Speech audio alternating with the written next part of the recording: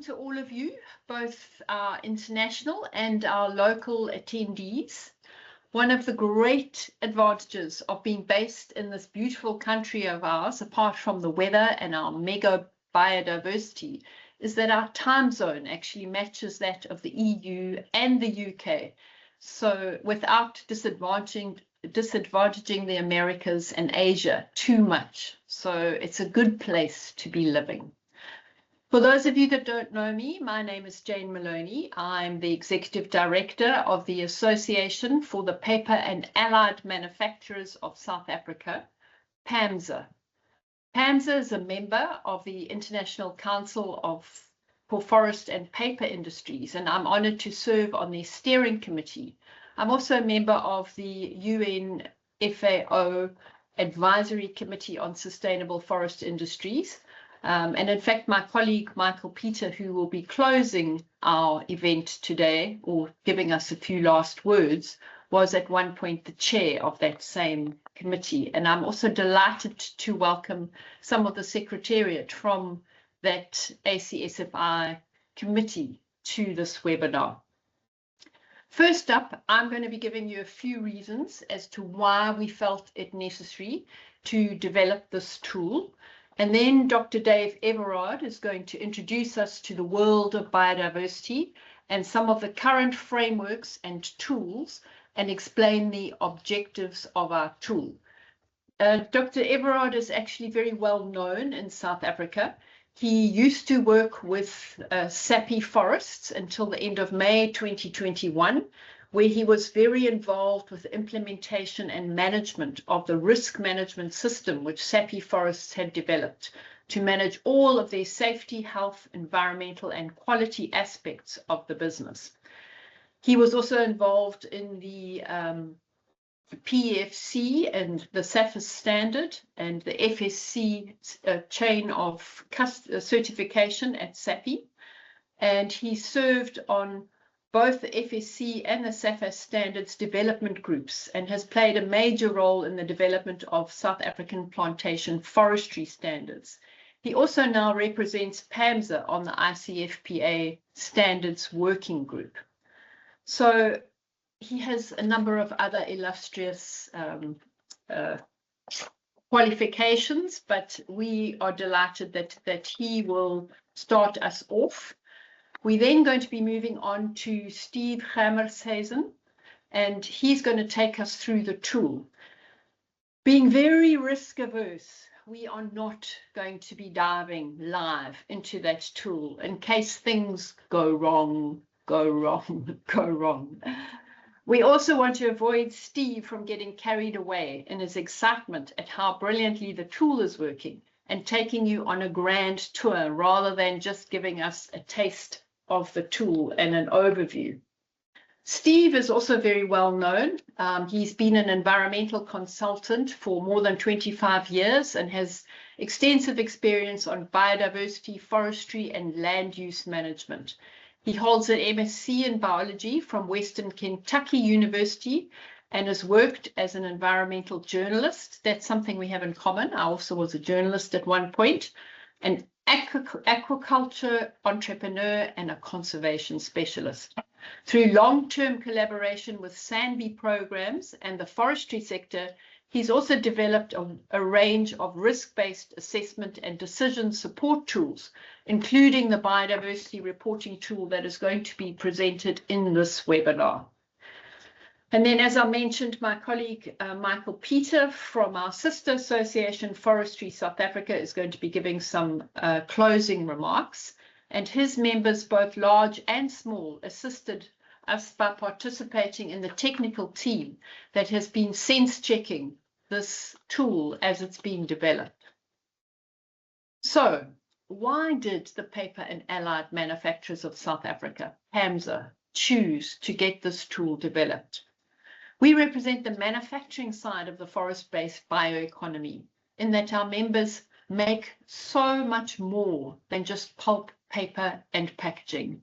They also make lignin and hemicellulose-based products for agriculture, mining, and pharmaceutical applications. And if you had yogurt for breakfast this morning, then the stabilizer in the yogurt was probably made from pulp. Part of PAMSA's mandate is to reduce risk for our members. And as a sector, we are extremely aware of our dependency on nature. In fact, the whole of the country is extremely dependent on nature. More than 80% of our exports are dependent on nature. Already on the forestry side, PAMSA and FSA's mutual member companies set aside 25 to 30% of their land for biodiversity. But how do we measure our impacts on biodiversity effectively so that it can be comprehensively and transparently reported to stakeholders? In addition, the numerous medium and smallholder farmers don't have the resources to easily measure that impact, let alone to report on it. We saw great success in our earlier carbon measurement tool that PAMSA designed along with, well, actually Steve and Dave were involved with that, to assist exactly this group of growers supplying timber to our member mills. It assisted them to measure the carbon sequestration and emissions and to report these to the South African Department of Forestry, Fisheries and the Environment. Benefits were that this timber is then accepted by the mills and counts towards the carbon that is stored in the product. As with emissions reporting for climate change, biodiversity impact reporting has begun as a voluntary practice, but pressure is growing to report these impacts more consistently, and in some arenas it's already mandatory. Internationally, at the end of 2022, at the 15th Conference of the Parties to the Convention on Biological Diversity, held in Montreal, South Africa, along with 195 other countries, signed the Kunming-Montreal Biodiversity Framework. The agreement is a global roadmap to halt and reverse biodiversity loss by 2030. And this framework has been extensively discussed and is being mainstreamed in South Africa. It includes 4 overarching goals to be achieved by 2050 and 23 action-orientated targets to be achieved by 2030.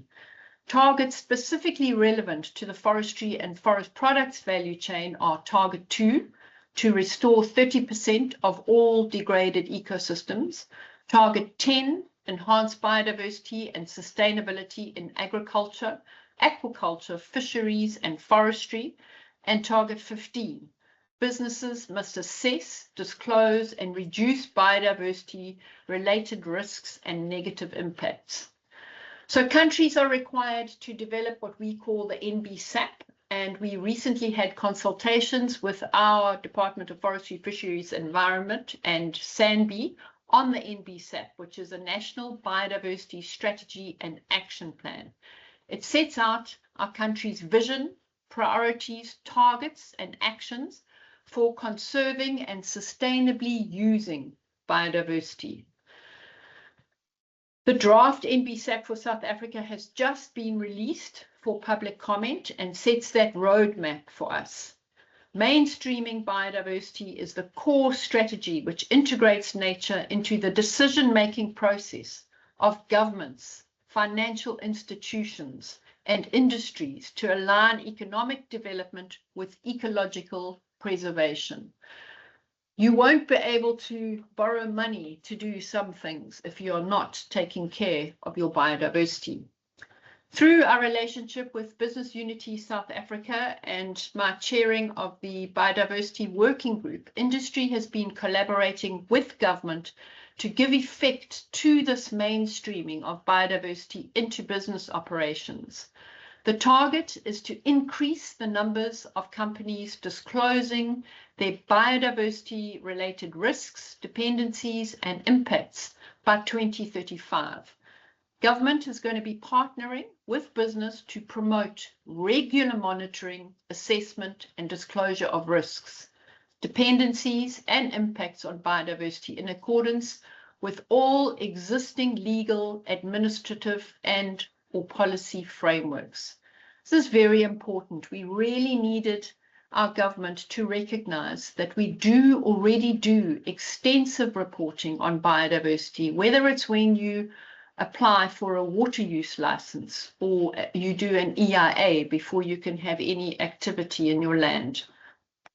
So initially the focus is on large and transnational companies, but this does not preclude action by smaller companies. And I'm pleased to say that we've seen a number of smaller companies beginning to report.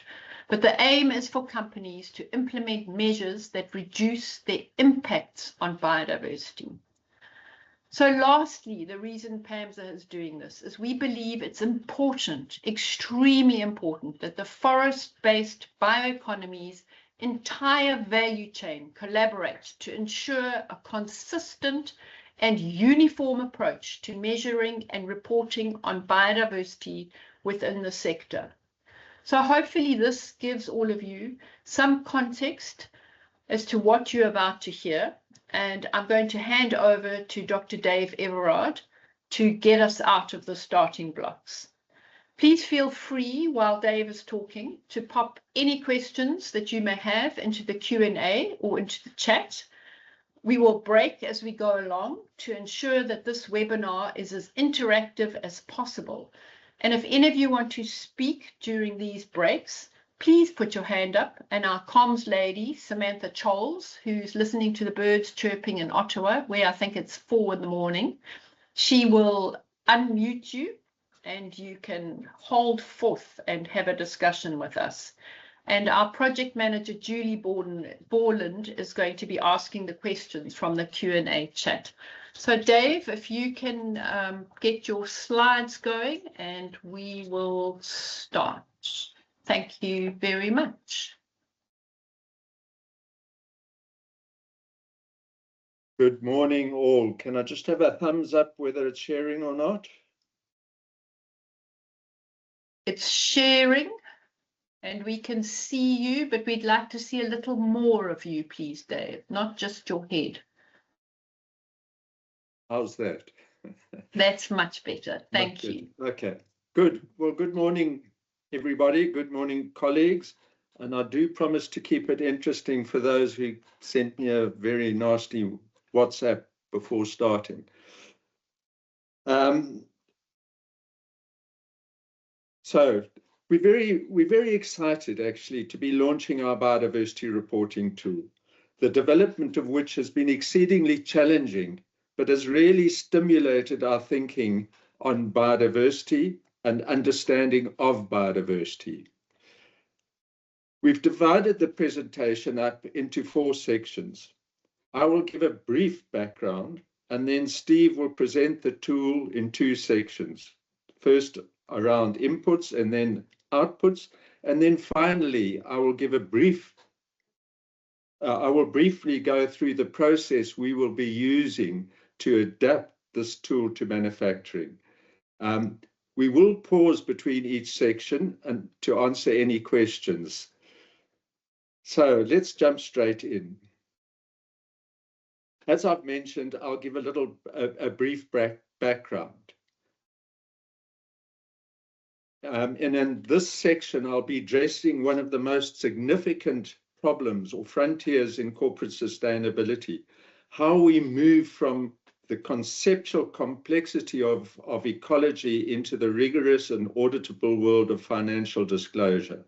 So I'll be covering exactly why biodiversity resists simple matrix, give a brief overview of some of the international reporting frameworks, look at a few of the analytical tools, and then briefly explain why this new approach is essential.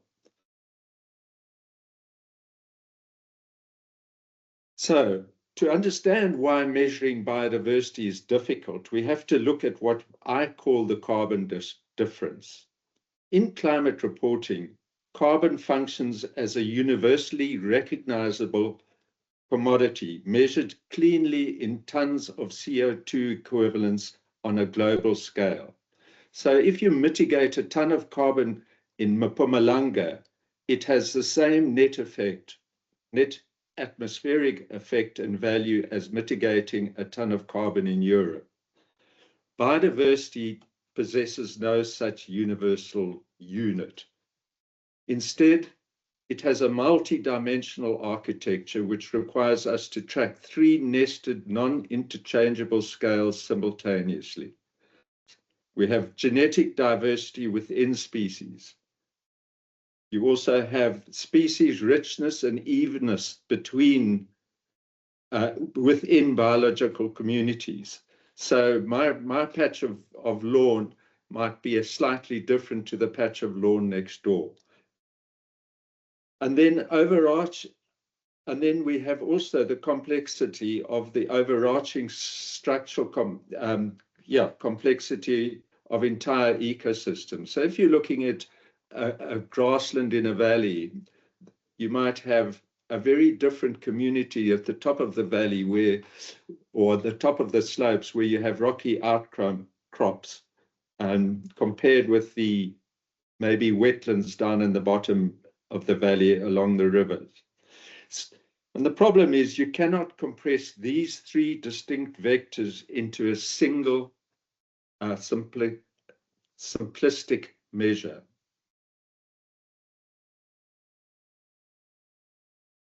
On top of all this, there's the challenge of identification. Identifying species requires a wide range of specialist expertise. You need botanists, ichthyologists, entomologists, ornithologists, herpetologists, and the list can go on. It sounds very university orientated, which it really is. Identifying and measuring biodiversity is in the realm of scientists at universities and in institutions. Exacerbating this metric challenge are the spatial and temporal variations. If you first consider irreplaceability, ecological impacts are hyper-localized. So if an operational footprint impacts an endangered misspelt grassland species, that loss cannot be offset or neutralized by conserving a patch of grassland elsewhere. Or a patch of forest elsewhere, for instance. So the asset is unique to that specific geographic location. Secondly, we face ecological lag times. Natural systems possess distinct tipping points. So a disruptive corporate activity or land use change implemented today may not trigger a visible ecosystems or population collapse until decades later. So identifying and measuring these hidden risks accurately is not easy. So the bottom line is it's not feasible or even possible to measure biodiversity. Most current measurements are a tiny sample of the biodiversity that is out there and can lead to meaningless results. So when managed, that may not lead to the outcome we are hoping for, or at best, an outcome that is good for biodiversity or biodiversity conservation.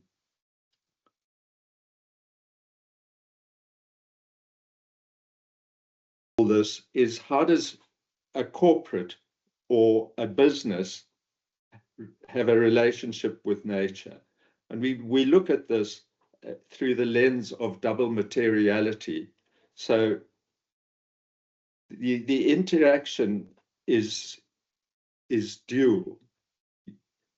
On the output side, we have ecosystem dependencies. These are the foundational services that our businesses or even all human populations rely on to function. They include regulating services like hydrological cycles for consistent water supply, or insects for pollination. Then, of course, they're provisioning services like the direct extraction of timber or fiber, or extraction of honey from nature, and then supporting services like soil formation or nutrient cycling that underpin all bio-based industries. So industries and human life is dependent on ecosystem services.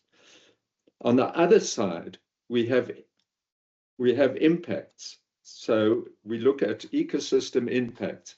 And this is how corporate operations alter the living world. And there it encompasses direct drivers like land use change, such as converting natural grasslands to commercial monocultures, or causing habitat fragmentation and water depletion. But it also includes indirect drivers, such as the unintended introduction of invasive alien species or monoculture-associated pests into surrounding pristine biomes. So there's direct impacts and indirect impacts. Again, this emphasizes the multi-dimensional relationship we have with nature.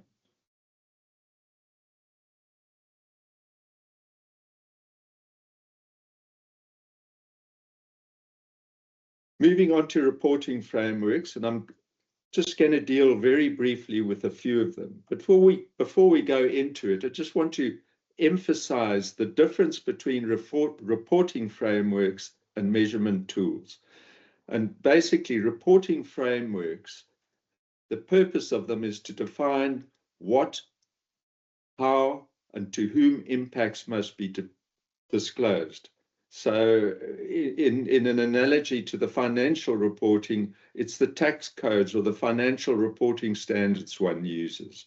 And they're focused on corporate governance, risk management, targets, and strategic financial materiality, with the output being a structured, public-facing corporate disclosure report or index. Measurement tools, on the other hand, provide the methods, algorithms, or models to calculate the impacts. So in the financial analogy, it would be the accounting software or calculators one uses. And the focus in measurement tools is on the models or the ecological matrices that one uses. And the output is raw data sets or spatial GIS maps, ecological registers, and footprint metrics that one can then feed into reporting frameworks.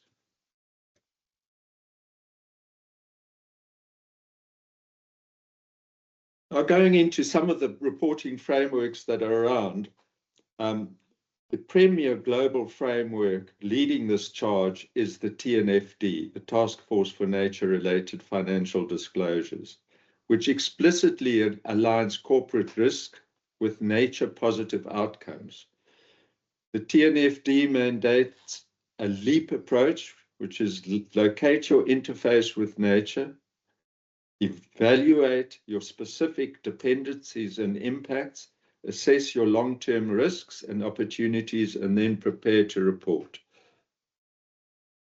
Another well-used framework is the GRI, the Global Reporting Initiative, and they have a biodiversity module, which was brought out in 2024. And this mandates a strict disclosure of direct supply chain impacts, particularly focusing on operations inside or adjacent to protected areas. Complementing both of these is the Science-Based Target Network, the SBTN, which provides the scientific methodologies needed to set validated, measurable corporate targets for land, water, and biodiversity preservation. Then you have the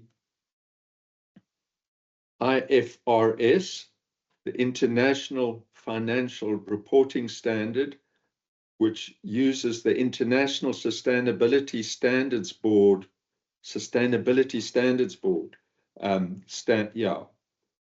to actively move nature directly into a global financial baseline.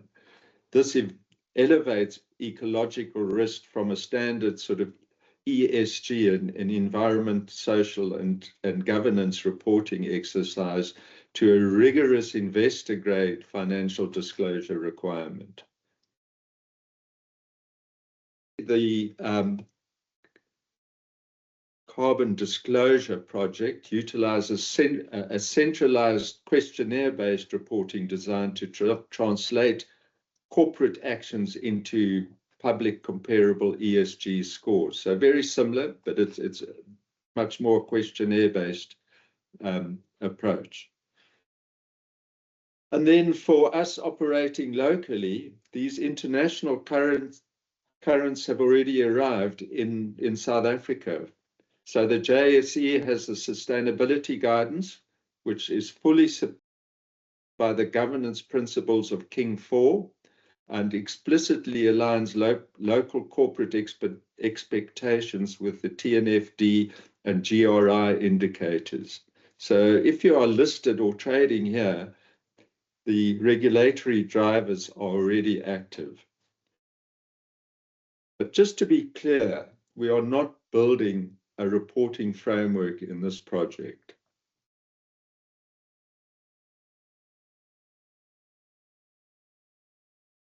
The problem we have is how to operationalize these reporting frameworks and operationalize compliance. So the question is, what must an organization manage, measure, or report? And apparently there are hundreds of toolkits that have been developed to assist organizations. And I'm going to give a very brief outline of some of the main ones.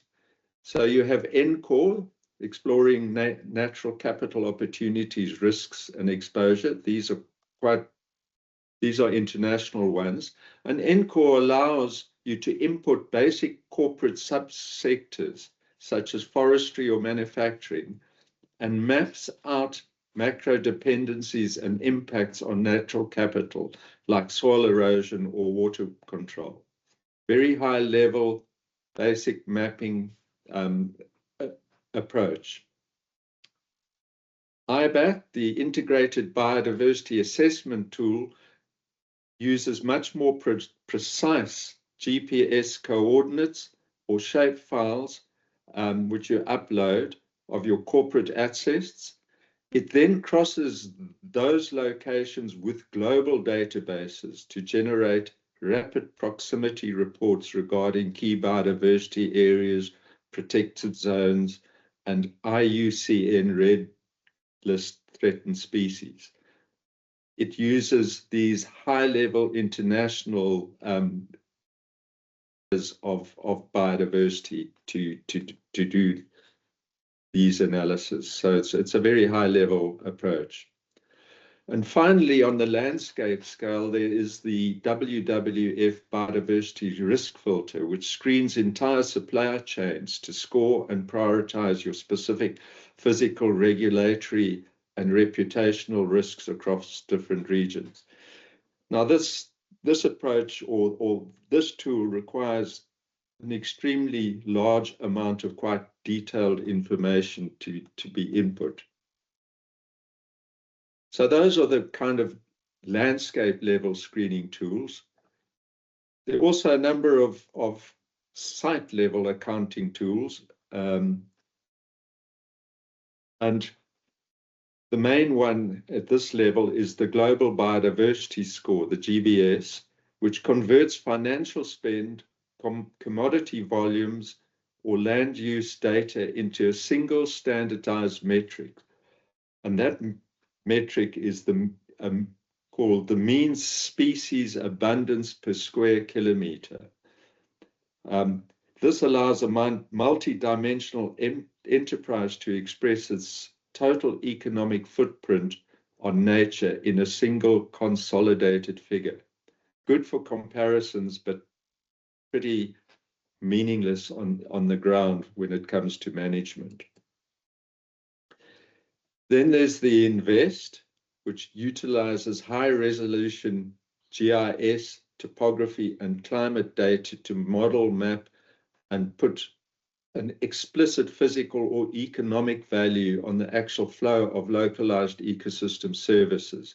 So it does things such as calculating the exact tons of soil retained or net water yield within a catchment. Again, this process is very ecosystems orientated and requires an extreme amount of information to be put in. Of course, South Africa has not been left out and has made a major contribution. So while the Endangered Wildlife Trust has developed what they call their biological diversity protocol. And this protocol introduces an entirely new paradigm by applying double entry corporate accounting principles directly to ecology. So it uses these accounting frameworks to construct an auditable site level register that tracks real ground truth gains or losses in ecosystem assets and habitat conditions over time. The constraint in this approach is that you need real ground truth gains or losses. So you've got to now go out and measure biodiversity, which is very onerous and quite difficult for the average person to do or average organization. So we had to think of a novel approach, and the methodology we came up, and I think this was kind of the aha moment, is we actually know what we're doing as corporates. We know what activities we implementing.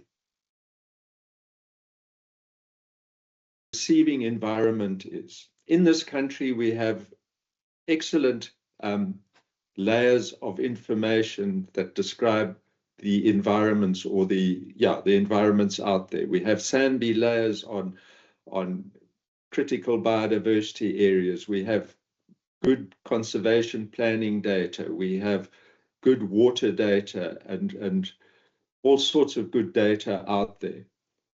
So if we can model and predict the impact, overlay it with and link it, have pairs of how these activities impact the different receiving environments, we can then identify the impact, we can model it, and then from that set targets, manage the impacts, and report into the various frameworks.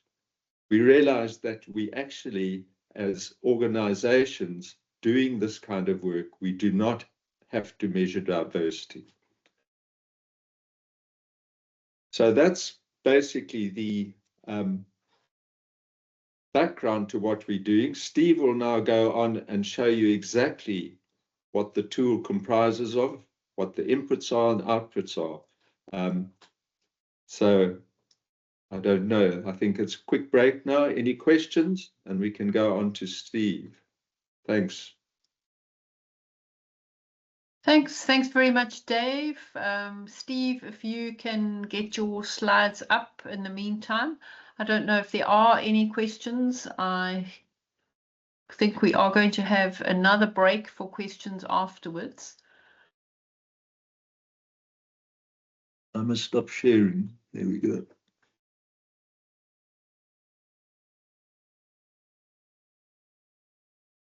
Steve? Okay, I'm just sharing my slides. Okay, perfect. And then we just need them into presentation mode. Right. And sorry, we just so we're what at you a do? random, just getting from a random point to the beginning point. Now we're at the beginning point, and let me just get a little pointer. Thanks very much. Right. Did I switch on my camera, by the way? You did, yes. Yes, we can great. see you, we can hear you, and your presentation Wonderful. is in Lucky proper you. mode, Right. and we can see your flashing red monitor. So away you go. Great. I'm very proud of this. Right. So, okay, thank you very much for that intro. And I think I've got a perfect way to segue from what Dave was talking about to what we're doing practically in this tool. So how does it all fit together, and where does this PAMSA biodiversity tool fit into the assessment tools and reporting framework, I hesitate to say, ecosystem? Right, so in the first instance, there's a number of tools that have tried to achieve different portions of what's required to do your biodiversity reporting. There's risk assessment tools, there's habitat assessment tools, the tools which focus on the spatial side of it, and then other tools which focus on monitoring and data. And what we try to do with the PAMSA tool is to combine all of this into one process, which is going to allow us to report on risks and dependencies.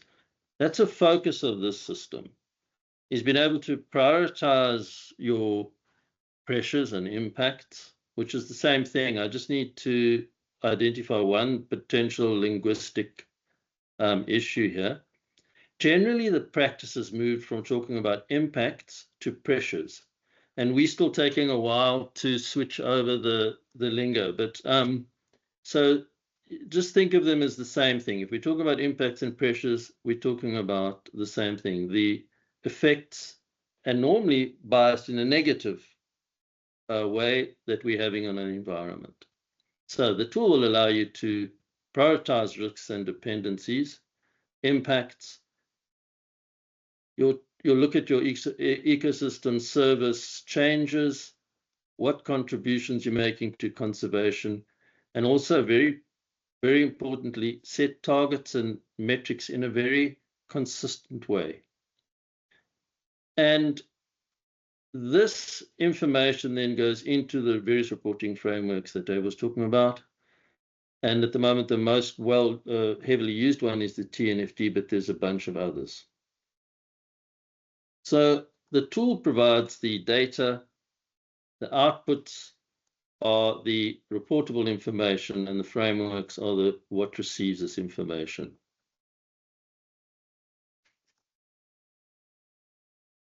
Right, so before we get into the mechanism, I just want to go through the architecture of what the intention was behind this.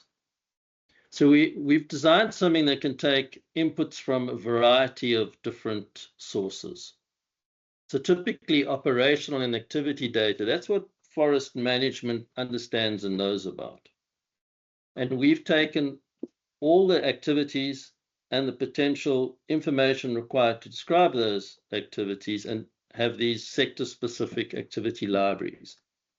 So one's for forestry, one for brewery or whatever, and those are the activities which are remarkably uniform across different manufacturing sectors, so it's easy to characterize them. Then we have environmental data, which is supplied through a number of data sets, such as those that SANBI produce, or provincial conservation agencies, or other research organizations.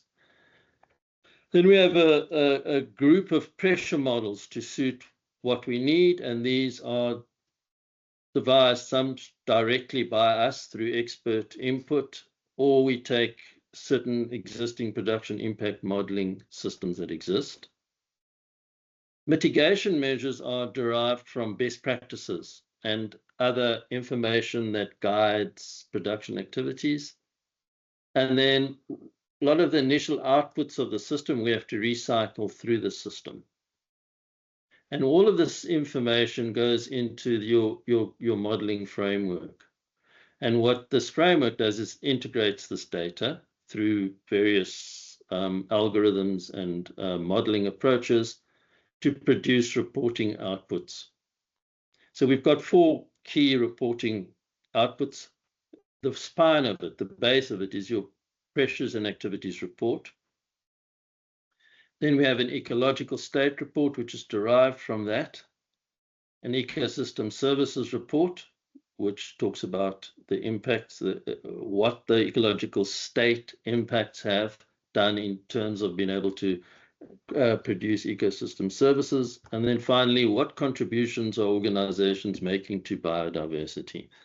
And we'll keep coming back to this architecture to keep us on track of where we came from and where we're going. Right, so the detail.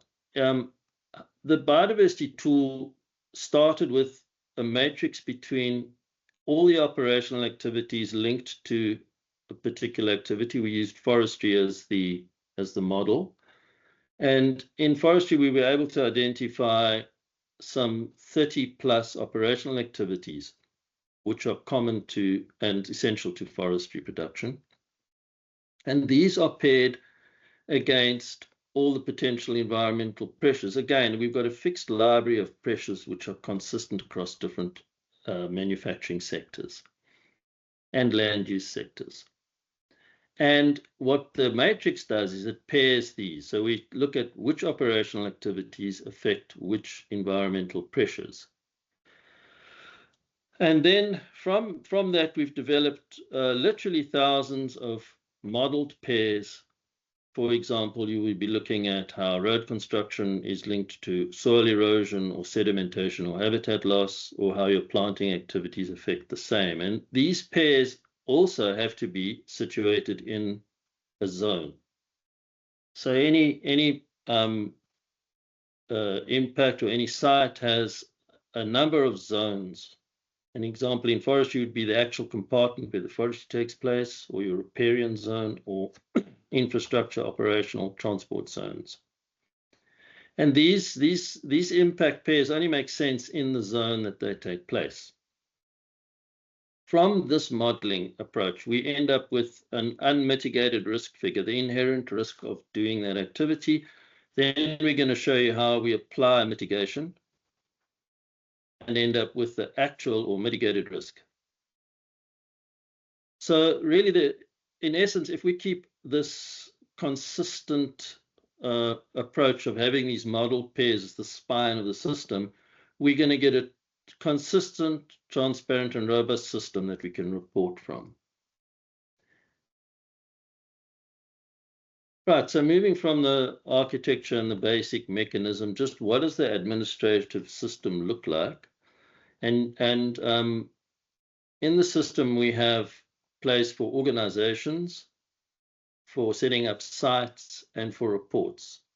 So once a single organization is registered, they can set up any number of sites. In this example, this Woodchuckers has got 4 sites, and then they set up site reports, which for reporting periods that they can determine.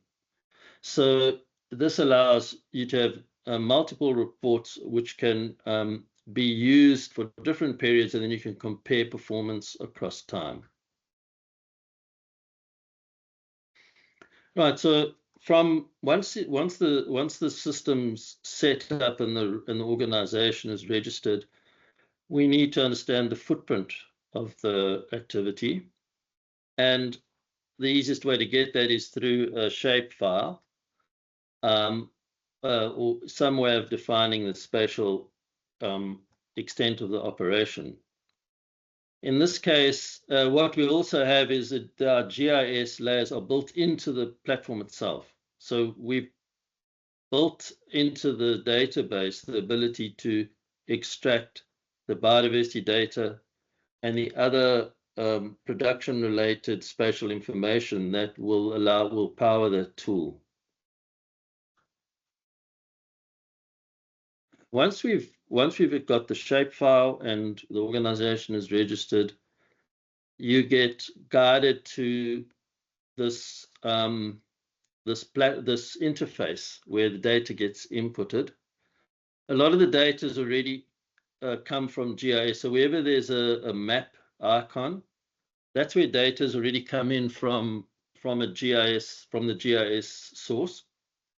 So it's easy to get, for example, forest management boundary, or using land cover data, what the extent of the actual activities, in this case plantation forests, or other spatial data such as the contribution to strategic water source areas. So this example here is that almost more than 2/3 of this FMU, forest management unit, actually falls in a strategic water source area, and that's all pre-populated through the GIS.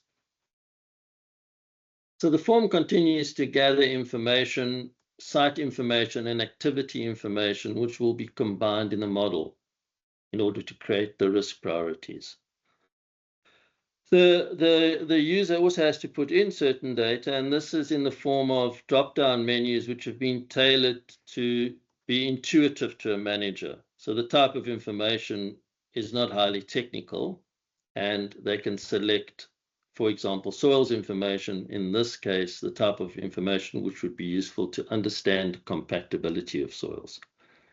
Again, the opportunity in the future to add to the GIS library is considerable. So soils is one of the things that you'd be able to get in. As soon as you get data of the right resolution, you can start populating it with automatic soils data that come from the GIS.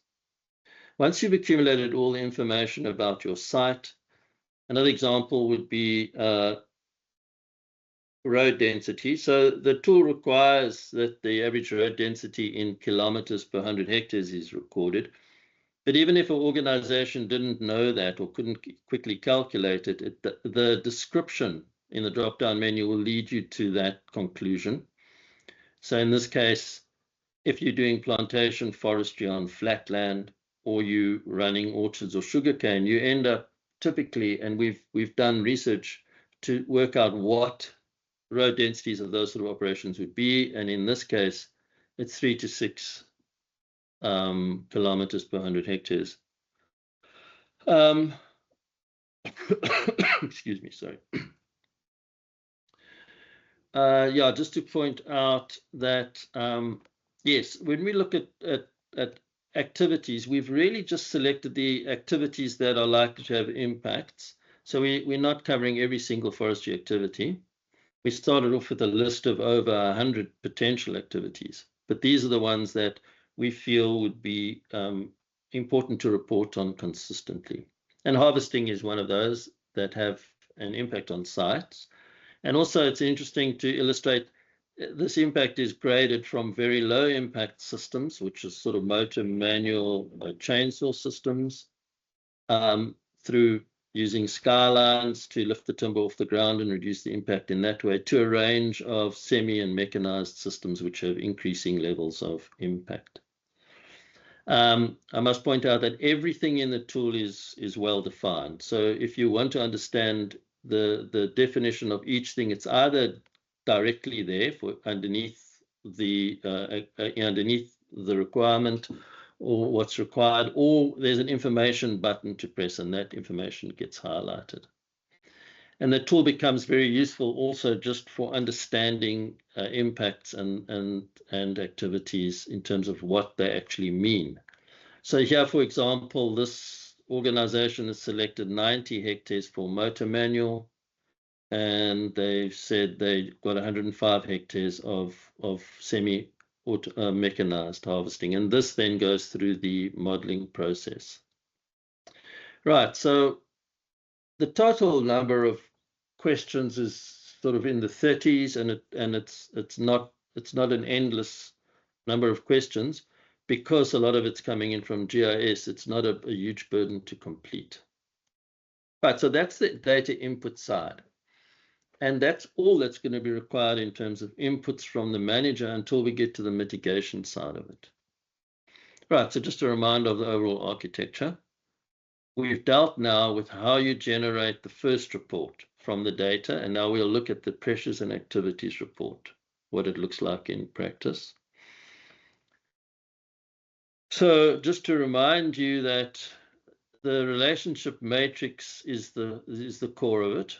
We've got literally thousands of activity impact pairs, which are modeled individually and lead us to calculating your inherent or unmitigated risk.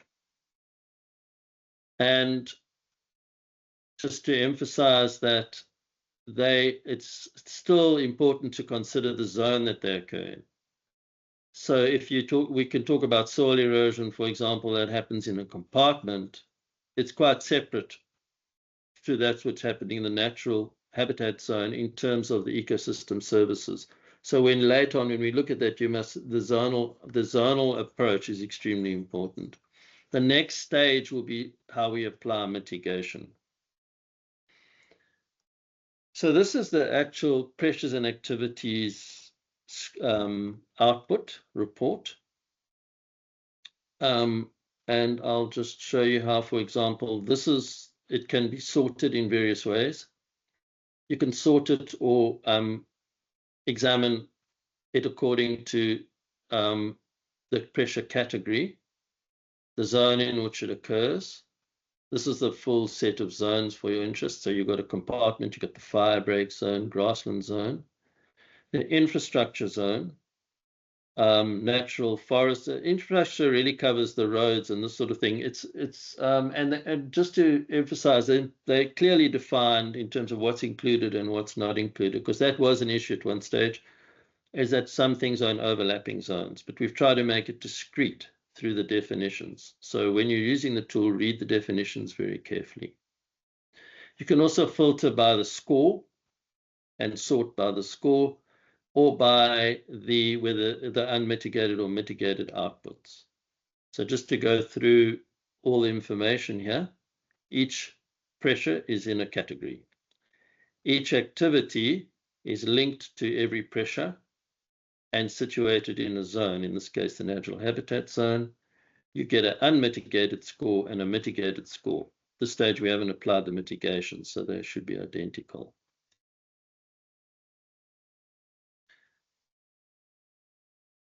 Then the additional definitions, you can reach those by clicking on any of the pressure activity pairs. So we're looking at this one in terms of the activities, stream crossing use.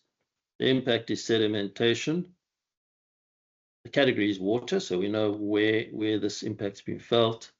And it happens in the riparian zone. There's your mitigated and unmitigated scores. And the definition of the activity. And then a bunch of other information which is useful in defining it clearly. So what's included, what's excluded when looking at sedimentation. Next, we define the pressure itself. So we understand what the pressure actually is. In this sedimentation is, and the descriptions try and be tight and yet as informative as they need be. So in this case, sedimentation is defined as suspended solids depositing in water, smothering habitats and reducing clarity. So it covers both what happens and a little bit about what the actual impact is on biodiversity. Very neat. You've got the pathway. So how does this go from where the impact occurs to where the impact is felt, and then linked to the most common biodiversity reporting framework, the TNFD, but we have other information specifically about the biodiversity frameworks, which we'll come back to. Then, and this is critical to understand, we highlight the drivers of that impact. So these are the parameters which were used in the model to come up with the inherent impact score. So in order to calculate that figure, and incidentally that the maximum impact felt is 10. So that's 8 out of 10. We've looked at stream crossing density. Just to remind you, this information has been captured from the questionnaire. We've looked at the hydrological importance as defined by your contribution to strategic water source areas. And we've looked at erosivity of soil. So when understanding the impact of stream crossing and the pressure of sedimentation, we consider the number of stream crossings. What is the intrinsic value of the water source itself, the water on the property? How much does it contribute? How important is it in terms of a water generator, and how erosive are the soils? And in combining that in a model, we can come up with that score, the intrinsic pressure score. Then we've got additional information which will allow you to use the information in reporting. So for every impact activity pair, in this case, the activity is are the growing trees, and the pressure is the actual use of water through transpiration, water abstraction. Excuse me. We look in a little bit more detail about how it aligns with TNFD. So looking at which of the TNFD components, what are met, and how they're classified using that activity impact pair. Also, quite interestingly, it demonstrates how the tool covers all the LEAP requirements. So LEAP requires you first to locate the impact, which our system does, both by putting it in the zone, but also putting it in the landscape where it occurs. Allows us to evaluate the impact. So we understand the pressure or impact, and we can evaluate its severity in terms of the location. And I think that's a little bit where we are fairly powerful, in that we're really looking at the interaction between site and impact, which allows it to be graded in terms of severity and also the prioritization aspect of it. At the end, you've got a list of risks prioritized, which allows you to think about which things to deal with first, how to allocate resources, and which are the key things that will have the biggest impact on the overall landscape. Then the next LEAP requirement is to assess, and that I described in terms of bringing the location and the evaluation into the assessment, into the modeling engine, and creating an assessment or risk ability to rank things, and then preparing things for reporting through. And also this deals with mitigations, and we have a mitigation framework, which is the next thing that I'll show you. We also make reference to the other frameworks and the relevance to disclosure. Just to let you know that we continuously improving and modifying this tool as we go along, as we get feedback during alpha and beta testing. So it is, and it's extremely flexible database platform that allows us to add new things to it all the time as required. The next important thing to realize is that the mitigation is the important step to understanding what the reality is on the ground. So we've got an unmitigated risk, inherent severity, but that's not the actual situation. What the situation is that we have to deal with when assessing our ecosystem health, etc., is the actual mitigated risk situation, the mitigated pressure situation. So back to this, back to our pressure activities report. If we remind ourselves, at this stage, our unmitigated score is identical to our mitigated score. And when you click on any of these activity pressure pairs and select them, you go into your mitigation options. Now, the mitigation options have been divided into avoidance and minimization, or pre-impact controls. So these are things which you put in place in your design and machinery selection, for example, to ensure that the impacts are not happening. And the residual or post-impact measures are those where your pre-mitigation has failed or been or not, or weren't by design perfect, and then you can apply post-impact measures to correct that. Typically, there's 2 to 6 mitigation measures tailored for whatever the situation is. And then the next step is to actually report your mitigation. And so what you're effectively doing here is you're reporting on the environmental controls that you have in your system to mitigate the impacts. So an example here, we're looking at again, this example of sedimentation through how your stream crossing use and operation is functioning. And if you're looking at, this is a good example, have you designed your drainage outlets to avoid direct discharge into watercourses, wetlands, or drainage lines?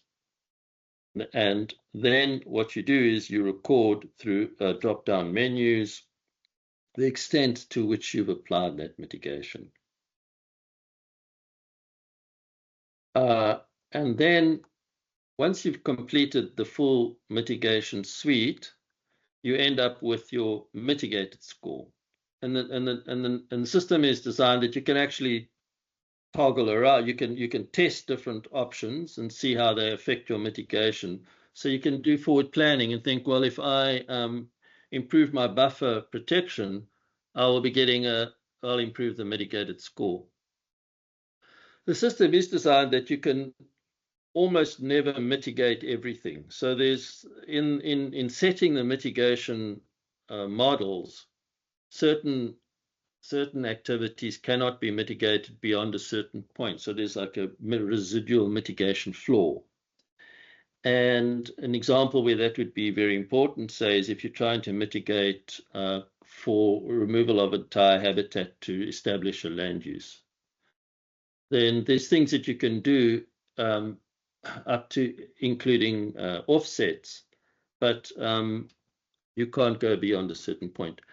The system also tracks how effective has your mitigation been. So there's a little graphic demonstration of the fact that this particular mitigation measure has been 49% effective. This suite of measures.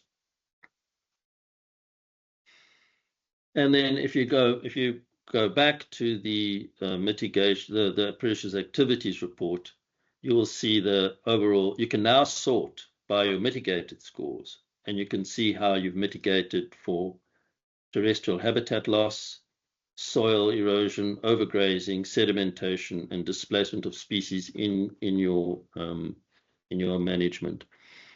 What we tend to do is an organization would probably say, look, our objective is to mitigate anything above moderate, high, and critical. Remembering that this report shows every single pressure activity pair, whether that's relevant. So whether it's low or negligible risk, anything that's relevant gets shown. So you must select a level at which you believe you would want to start mitigating. And in this case, this example I gave, we ended up with, these were the only five pressures that stayed above the below range. So through this prioritization, you end up with the few essential things that you need to deal with, and you're not trying to deal with absolutely everything in terms of management and reporting. You're dealing with reporting the important stuff. Okay, I think that's the end of the input section. So just to remind you, we've input the data into the system. We've got the pressure activity report, and we've inputted our mitigation measures. And now we're going to show in the next section how this actually how we can report further using this data. Okay. Thanks, Steve. Yeah, so we're going to get to Julie. I see there are a number of questions in the chat. If any of you are wanting to specifically ask your questions with a hand up, Brent, I think yours will be answered later, but Julie's going to take you through the questions. So Jules, if you can give us your picture and take us through the questions, please. Thank you. Good morning, everyone. We'll start with Brent's question.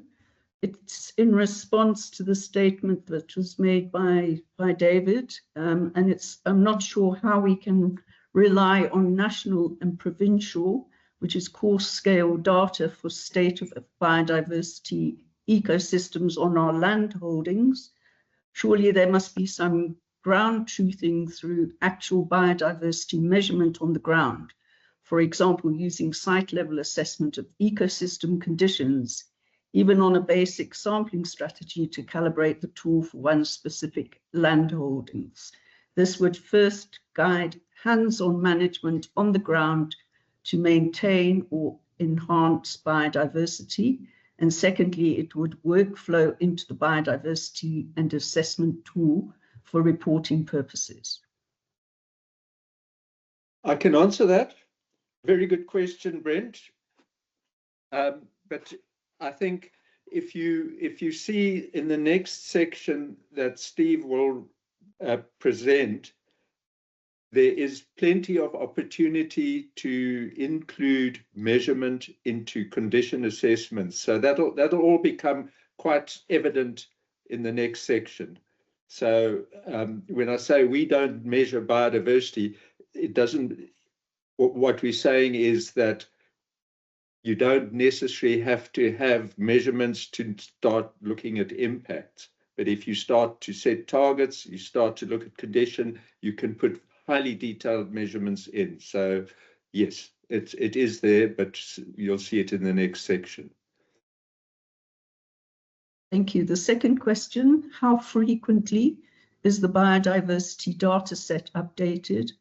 Biodiversity information is regularly revised and refined, so understanding the update cycle would be helpful.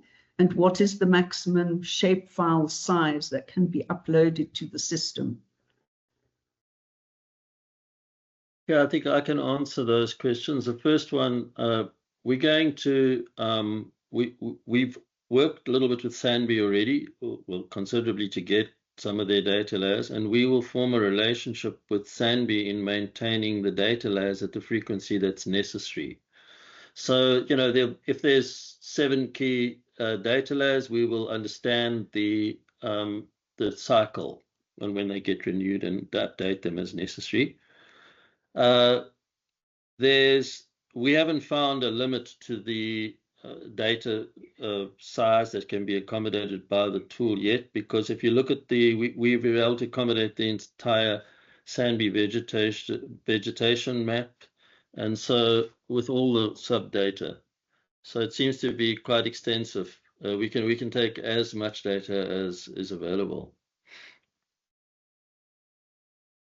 Thank you. The next question, it may be useful to categorize land units in form of areas of similar terrain, climate, geology, rather than based on cadastre or plantation. This will make the tool output far more useful. Yeah, well, if I can answer that, well, it's exactly what the tool does. Is the cadastral situates it in the landscape, and the GIS layers then will identify all those factors that were listed in that question that are germane to the pressure. So it's the position that dictates or determines all those factors.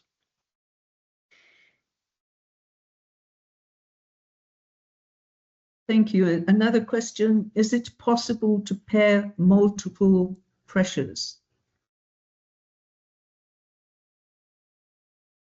To pair multiple pressures. I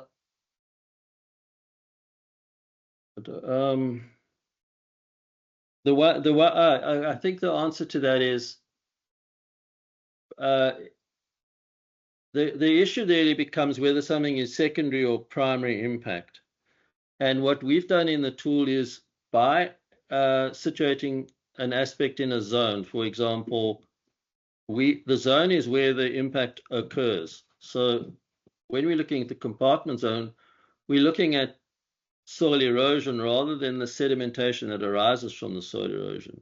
So in effect, 2 pressures that would be paired would logically come together would be the soil erosion and sedimentation. But we look at sedimentation as how it occurs in the riparian zone and impact that has on water. So effectively, by separating them, you can evaluate the importance of the 2, but they are paired in the landscape at the landscape level. I think I hope that answers your question, but it's a sticky one. But you don't need to pair pressures if you understand the zone and the pathway that the pressure, how it occurs. Sure if Zipeng would like to ask more detail around that question. Zipeng, if you would like to get further clarity on that, please put your hand up.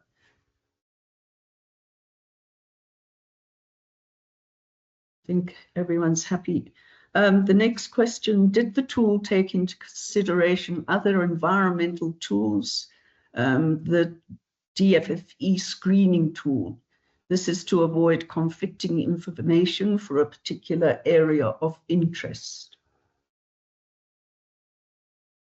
Maybe Dave, you want to answer that? Dave did an analysis of the tools in the beginning of the project. Yeah, we didn't look at every single tool. You know, we looked at the basic approaches to the tool. So the answer is no, we didn't look at that particular tool in detail. As I said, there apparently, I think Jane, you said there were over 600 tools. We could have spent a lot of time looking at all the tools, but yeah, I think we've got the kind of approaches to the different tools and looked at those, but we didn't look at that particular tool, no. But can I just make a comment on that? I think it's an interesting question, because if someone's using an existing tool and they're coming up with a conflicting answer, it would be interesting. But I think that the main tools and the main competing tools, I think we must work with those in terms of understanding where they fit in the total process. But they shouldn't be giving conflicting data at the resolution that we're talking about. Because what you need to understand is that we're trying to fit things into basically 5 risk categories, which gives us sort of 20% leeway in terms of our estimation level. So, and that's remarkably, I wouldn't say easy to do, but it's not as difficult as it sounds. You don't need extremely precise data, and you don't need extremely precise data to characterize your impact on the environment for reporting requirements. Where people get stuck is where they think that they can come up with a remote tool that gives them a precision management advice on the ground, and that can't happen. That's where you need to be on the ground and to get the data. Thank you. Next question, how quickly will ability to upload things like geological parent material soil via GIS? It's as soon as a data set like that, we decided that we want to use it, we could upload it. It's the reason we don't have all of that data is it's quite difficult to, there's a lot of soil data that's at either a very broad resolution, very coarse resolution, so it's not particularly useful, or it's very fine scale and there's so many data sets covering small areas. So it's just trying to find the right resolution and coverage to make it practical. But just on that, I think we could tailor it. I mean, we haven't thought about that, but let's say an organization wanted us to upload a tailored data set, their data set for soils, and then apply it. That's something, to be honest, we haven't considered, but it sounds intriguing and possible. The next question, how will risks related to invasive alien species be considered in the tool? What is the expected optimal granularity of individual zones? So I didn't understand the second of individual what? What is the expected granularity of individual zones? Oh, zones, individual zones. Okay, that part of the question, it's the size. I think what they mean by granularity is what does a zone encompass? Depends on the operation. I mean, if the zone is a compartment, But Dave, sorry, Perhaps, you would come in there? Yeah, perhaps I could. The granularity we will be using will completely depend on the underlying or the layers we use. So in the zones, if so, invasive plants going into the landscape, we will be able to predict the impacts on the scale of the land use maps. You know, so it's that kind of granularity. It's you know, as the scale of the input data and the scale of the underlying layers will reflect the granularity that we can report on. And the question around how risks related to invasive alien species be considered? Oh, sorry, yes, it is one of the impacts. So the risks paired with it, for example, is just the stand growth phase, the actual growing of the trees, or any activity where there's disturbance is paired with the potential to for alien plants. And the drivers there would be the vulnerability, the condition of the site, and the importance of the site for conservation. But those are in there, and if in a live demonstration we could have led you to those, but they're in there. Yeah. Often reporting is international. How well recognized, accepted is the SANBI land classification dataset internationally? I don't know about that, Dave. Do you know what that was? No, I don't. But I mean, I think the point being that it's a robust, well published. I mean, it's been published a couple of times, so it should be accepted. I mean, it must be more accepted than sort of higher international or you know, bigger scaled international layers that they might use. So my assumption is that it should be, you know, well accepted, but you know, I'm not sure of the answer. I mean, just from what I understand is that any global frameworks would absolutely would defer to the local vegetation mapping, because they would never be mapping at that fine scale anyway. But exactly where it is exactly aligned is at the biome level. So globally, the globally recognized biomes are the biomes that we are dealing with. But it's when you get to the sub elements of it that it's local, because the vegetation types are unique, you know, so are endemic for the most part. So I think that's how it fits in. But it would be interesting. It would be actually important to communicate that. It's a good question, because it'd be nice to demonstrate that how those classifications are nested in the global biodiversity nomenclature. Do you have representatives from SANBI? So maybe they'd like to come in and provide some input into that question as well. Next question. A lot of work has gone into the complexity of this tool in terms of possible risks, impacts per operational activity versus the zone type on the land holding per environmental value. For this tool, how do we ensure we keep the focus on the material, nature, biodiversity issue? What is natural conservation areas on forestry holdings and what is not? Commercial stands, roads, and other infrastructure. These are the core material metrics, the percentage set aside and condition of set aside, that will tell us how well we are really doing on biodiversity and nature. And then we can dive into the details of risks, dependencies, mitigation, etc., of operational activities, external activities, other environmental parameters such as soil conservation, water stewardship, for completing the rest of the current reporting and disclosure requirements. Quite a long question.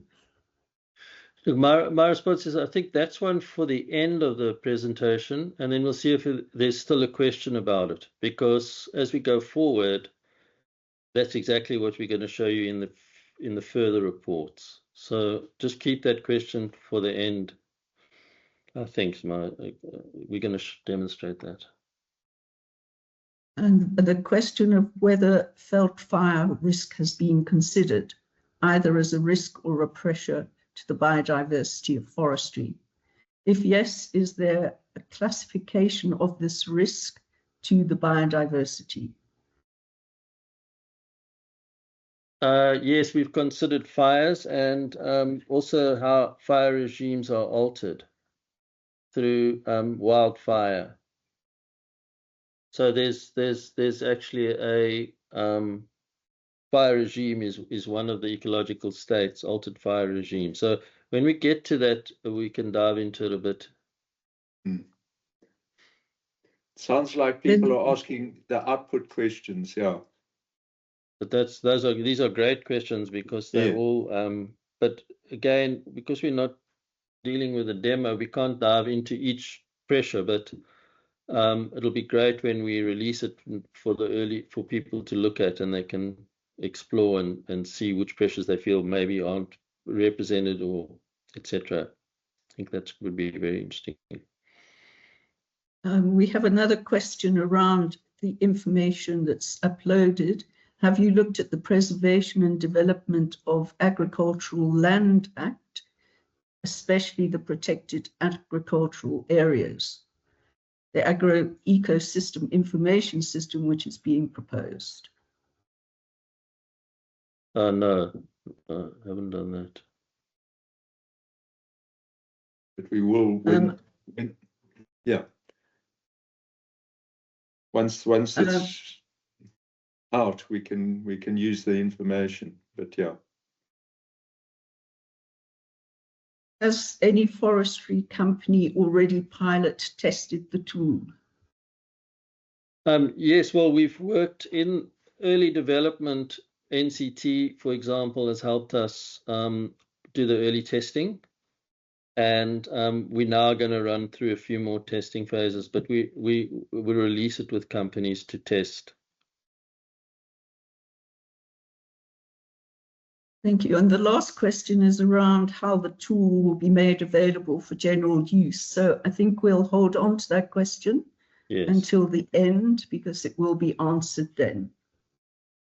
So I think that's the end of the questions. Thank you. But please continue putting questions into the chat box. Great. So yeah, those were really some excellent questions. I think a lot of those things will come up again at the end, or maybe they've been answered. But hopefully now we can get some more clarity on the actual meat of the reporting. Right, so if we look at our back to our architecture slide, all we've dealt with so far is this pressures activity report and the wealth of information that's contained in there. But until you actually see how that feeds the other reporting systems, then a lot of it's still a bit mysterious. So the next thing we're going to look at is this ecological state report. And I'll show you what that means. Just need to, let me get my little laser pointer up again, if you don't mind. Right. So what is an ecological state, and what's this definition? How does it fit with global definitions of similar concepts? So it's important to understand that this ecological state definition is almost the domain that was created in this tool to fit the concepts that we apply to pressures here, but it has close analogy with the global idea of ecosystem condition. So the ecological state is a condition of an ecological component relative to the expected natural or desired condition. And what we're doing in our system is to measure it in terms of the potential impacts contextualized in the landscape. To do this, to be able to link this to ecosystem services, we've designed 8 states, and they are thusly defined, and they also clearly defined so that they don't overlap with other states. So we look at soil health, hydrological condition, which is quite different from, for example, aquatic biodiversity condition. And if you have the opportunity to read the definitions, you'll be able to see how those differ. Terrestrial biodiversity condition, ecological connectivity, landscape integrity, fire regime condition, and air quality condition. These were designed, as I say, to be largely non-overlapping, and where there's a potential for overlap, the definitions include descriptions of the inclusions and exclusions to create a thorough understanding. So from ecological state, we get a measure of the ecological state condition. And that is defined in terms of the operational activities that create the pressures. Your pressures will affect and alter your ecological states, and a condition score is calculated. So just to give you some tangible examples, soil erosion is an impact or a pressure that affects soil health. Water abstraction affects your hydrological condition. And by the way, water abstraction will affect your aquatic biodiversity condition.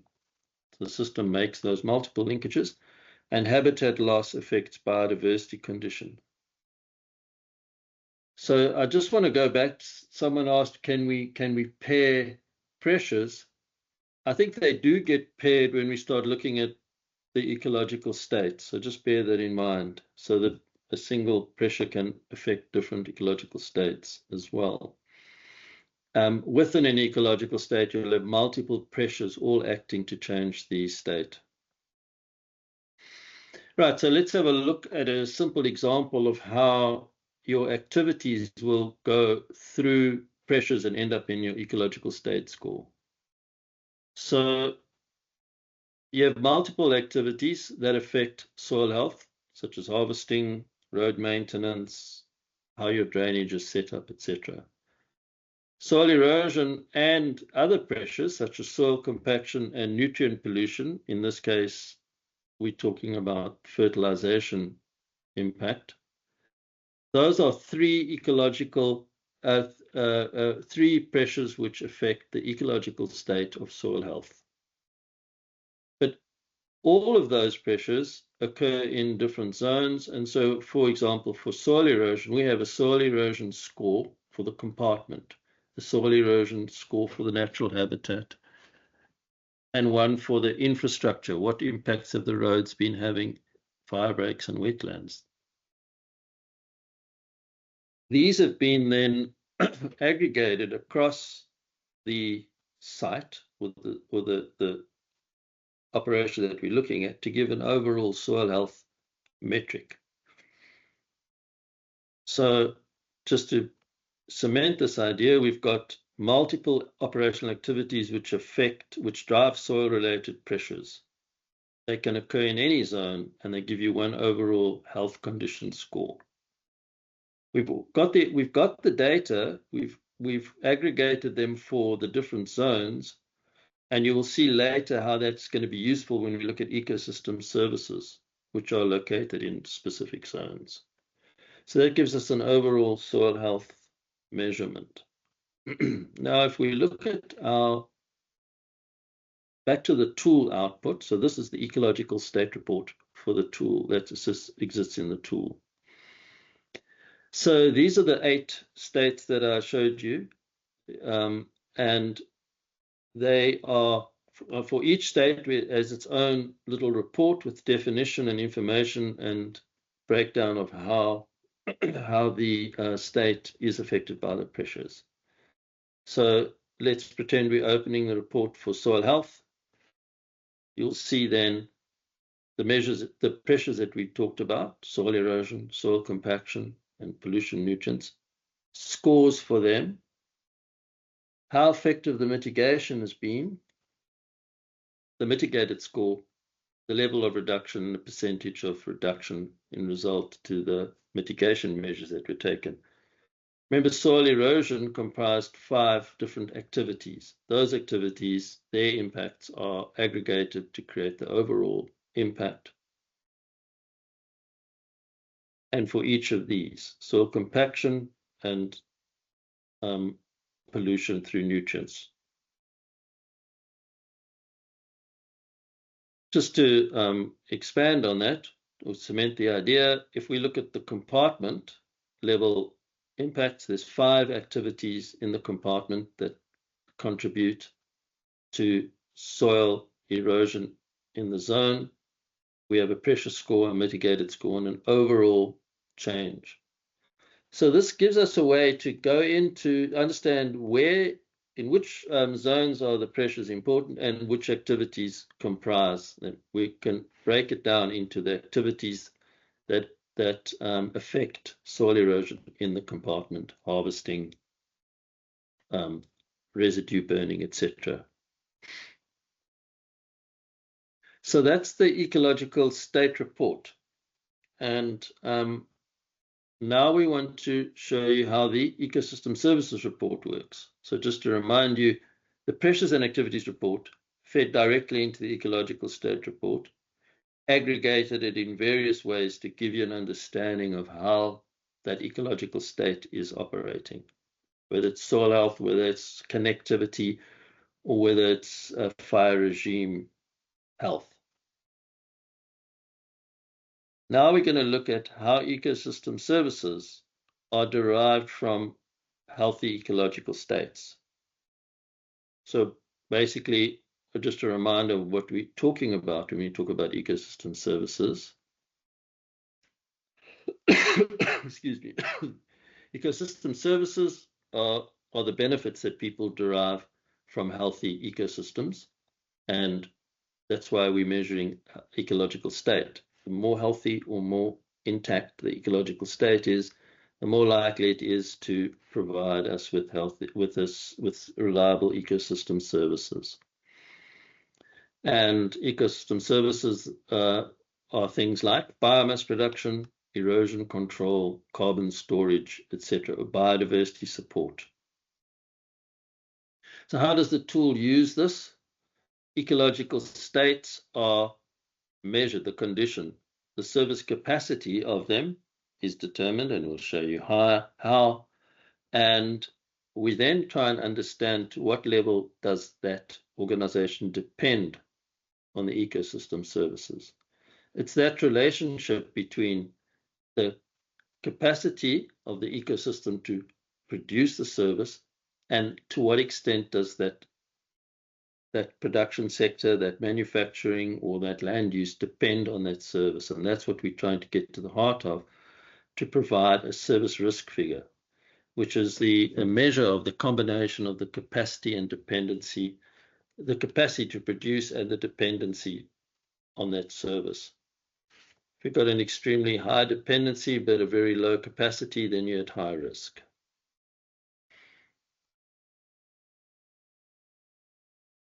Right, so now we want to just have a look at how the system links ecosystem services to the ecological state.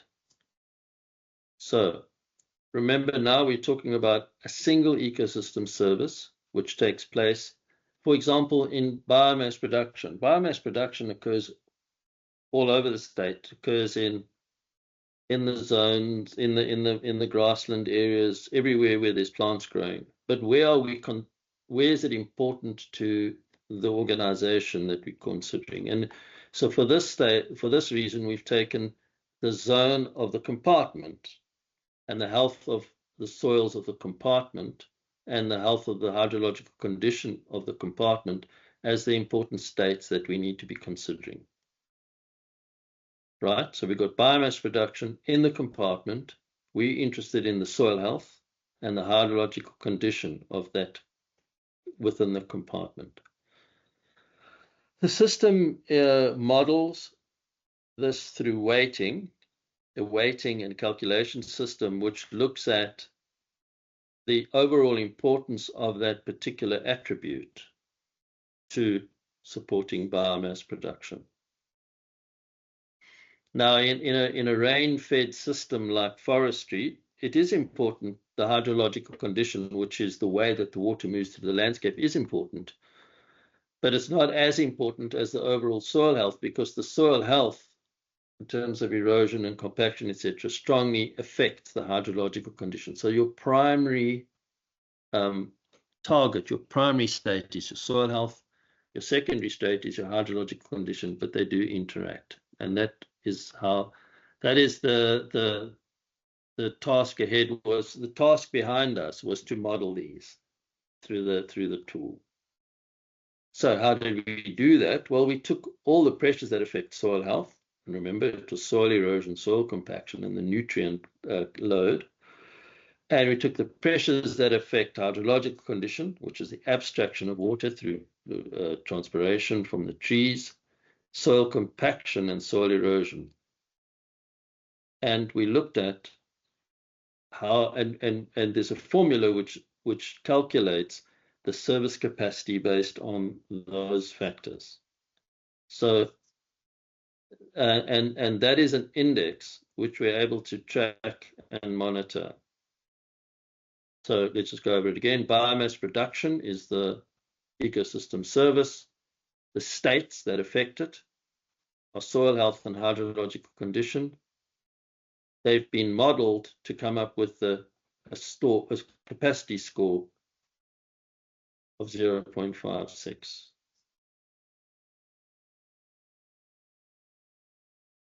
Now we look at how we look at the service risk index from that. So we've got our capacity score of 0.56. Now we need to understand to what extent is the sector dependent on biomass production. How we've done this is, for every ecosystem service, we have a dependency score. It's the degree to which a production sector, manufacturing, depends on that ecosystem service. In terms of forestry or any agricultural operation, agricultural system, the operational weighting of biomass production will be high. You're very interested in how much biomass your healthy soil, can produce. It has a social weight as well. Social weight is really when you look at your compliance with reporting frameworks, your certification systems, also the impact of the interest of stakeholders, and your impact on communities, which are stakeholders, but and other users of the services that may stem from your operations. So there's operational weight and social weight. Operational weight, the weighting of these two will depend on the actual service. For biomass production, it's quite clear that operational weight is higher than social weight. But for something like water purification, it may be that the forestry operation, is not dependent on pure water for its operations, but has a very high social weight because adjacent users, downstream users, and certification systems, etc., are measuring this. So these have been aggregated into a single weighted sector dependency score for that service. And that is a score which is built into the system. So it's an expert-driven score which is baked into the software. Now we apply this sector score, a service, to create the service risk index. So we have a sector capacity of 0.56, and we have a dependency of 0.83. So we arrive at a risk figure of 0.44. If our dependency increases in this case, if our dependency score was 1, our risk would be higher, our service risk would be higher. And in this way, we can we can track just how this is actually what we need to report. Our dependencies on nature are expressed through our impacts and where they occur. Right, so now we've got to look at the actual tool again, and this is the ecosystem services report in the tool. In the tool, then you get a full list of all the ecosystem services that we have represented. Fire regulation, erosion control, biomass production, for example, soil formation and nutrient cycling. We've got habitat provision, maintenance of biodiversity, cultural heritage values, but there are a number of others that are included to cool. It's typically the full set that are in the biodiversity frameworks. And so we've made sure that they absolutely link to TNFD and other reporting frameworks. So this is really a common language. This is just a reminder of basically we're looking at a single dependency risk, which is an aggregation or weighted average of your social dependency and your operational dependency. Again, now when you interrogate this report by selecting one of these services, you get into the additional information. And that takes us back to, we can look at our service dependency risk index. It reminds us how they were weighted and what our overall sector dependency score was. It also tells us which are the ecological states that contribute to biomass production. When we're producing biomass, we're interested in soil health and the hydrological condition. And then we can have a quick glance again at what affected soil health. So in this case, the tool we've selected soil health, and it reminds us that it's about soil erosion, soil compaction, and nutrient pollution. If we selected hydrological condition, we would get soil compaction, soil erosion, and water abstraction. What this metric here shows you is the contribution to the impact of any particular soil state. So again, soil erosion is the key factor. 71% of the contribution to soil to biomass production has come from the soil health, and soil erosion contributes to the soil health. Just get that right. The soil erosion contributes to soil health, which contributes to biomass production. So just to remind you, then we interrogate any one of these ecosystem services. We go into the detail in terms of what ecological states contribute to the service, and then we go into the detail of what pressures contribute to the state. There's one more layer which is also available, is if you go into soil erosion, you'll see which activities were causing the soil erosion. And while it might seem complex, that's the detail that you go into when you're trying to understand what's going on. But the major reports are large metrics which cover, for example, your soil health, your ecological state, or your ecosystem service level. Also, you need to understand that these are ranked. So in this particular example, the highest ranking or most important state was the fire regulation. And this is not for all forestry operations. This is for the forestry operation which is situated where this one is in the landscape, with the conditions that it's under, and considering the activities that it's undertaking. And then ranked second in this hierarchy of services or importance is erosion control. It's also important. It's important to remember that these reports, when you interrogate them, will give you the links to the reporting frameworks, as I showed you earlier. So the information can be contextualized quickly into the reporting structures that you need to report them into.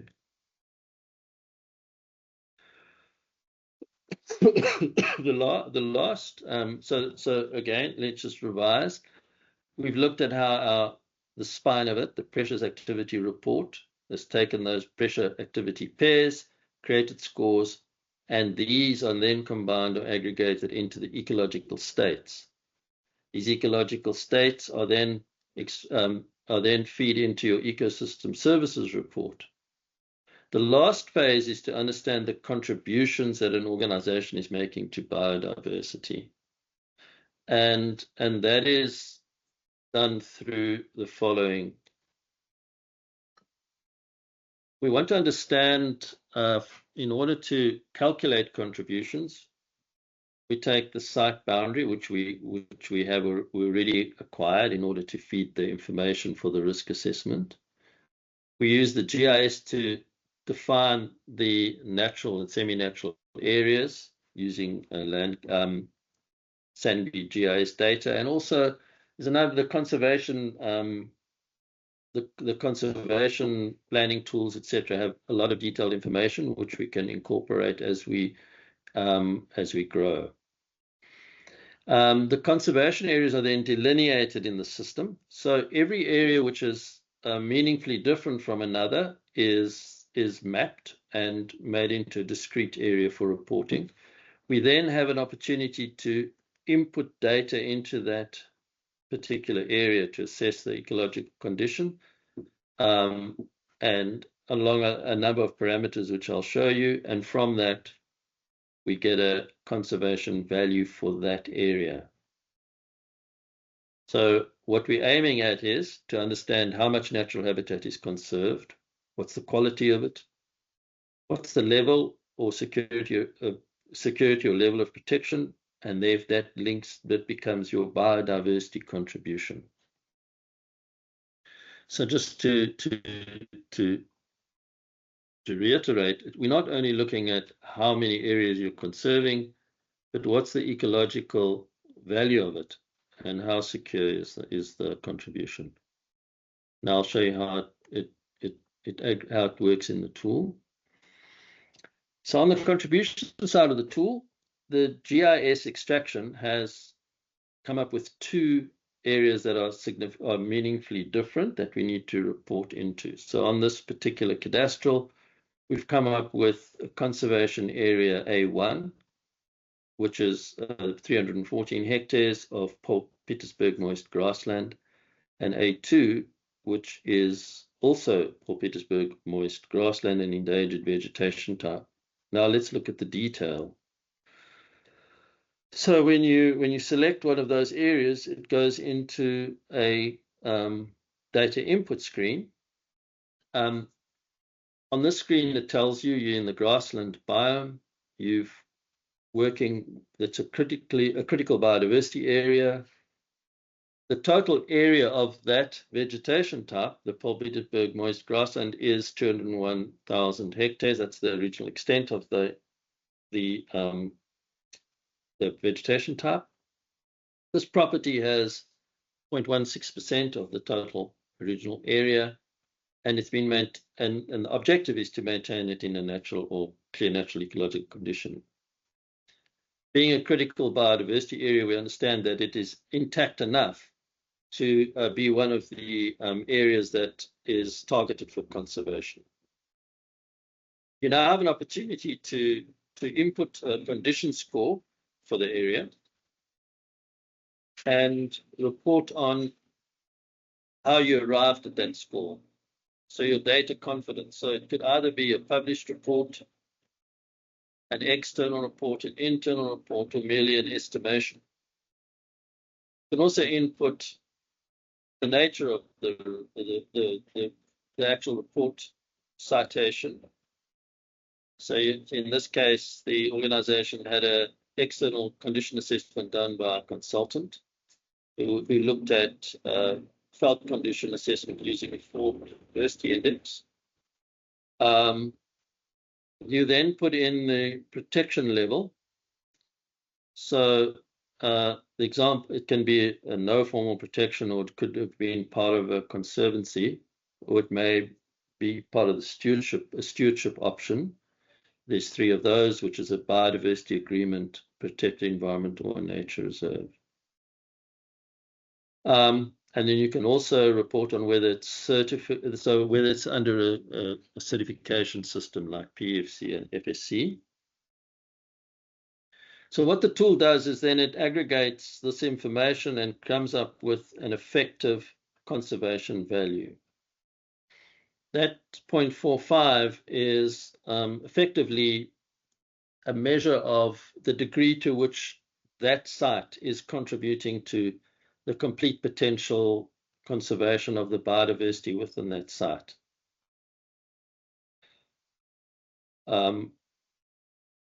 And what happens in this, okay, so we remember we had 2 sites, and this is the final contribution report. So the sites were the same, basically effectively, but the condition that was reported for A2 was somewhat degraded. It was degraded, and it wasn't a formal study, it was an estimation of the manager. So if you look here, the actual conservation value, the index is a bit lower, 0.28 versus 0.45. The final result is that these two get combined to give you a total effective conservation value. So the conservation area that we considered was the combination of the two was 462 hectares, but the effective conservation value was less than that. It was 186, and this index here is the index that we hope will, is one that you can target and monitor, is your conservation value integrity, which is simply what percentage of the total area represented as a percentage, so the effective conservation value as a percentage of the total conservation area. So you can understand, for example, if you improved the veld condition and got to a level 4, that value would go up. If you conserved it in a nature reserve or got certified, it would increase your conservation value integrity number. So that measures not only how much is there, but what's the future security of it, and what condition has it got. What else did I want to say about this index? Yeah, so that's foundation. That's fundamentally the contributions approach we have to contribution reporting. Yeah, I think that's the last slide. I just wanted to emphasize one other thing in this. Yes, we are still working on the data confidence algorithm, and just trying to see how we can make it not be an overall determinant, but it does influence to some degree. It's an encouragement to get further to be able to express the impact that you've had, the studies that you've done.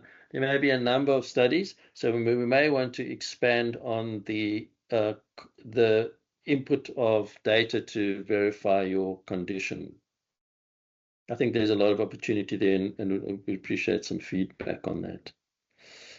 Yeah, okay, so that's excellent. That's the final report.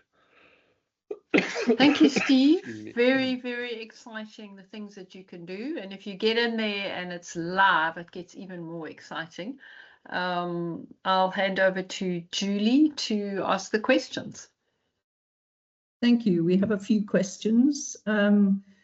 This one may be a comment rather than a question. Is this a biodiversity tool, or is it rather broader, a nature tool, soil, water and biodiversity? Okay, my take on that is that was a big question, and that we grappled with in the beginning. And when you finally analyze it, and we do need to provide the definitions to support this view, but that every one of those things has biodiversity as the intrinsic modifier and result of all those processes. So biodiversity is absolutely embedded in all of those concepts. So we arrived at the conclusion that that's all one thing. If you're reporting on nature, you're reporting on biodiversity. Dave Thank might you. have another view, another angle on it. No, you're correct. I mean, you know, again, the question kind of starts asking, well, it all depends what you understand about nature and what you understand is in the definition of biodiversity.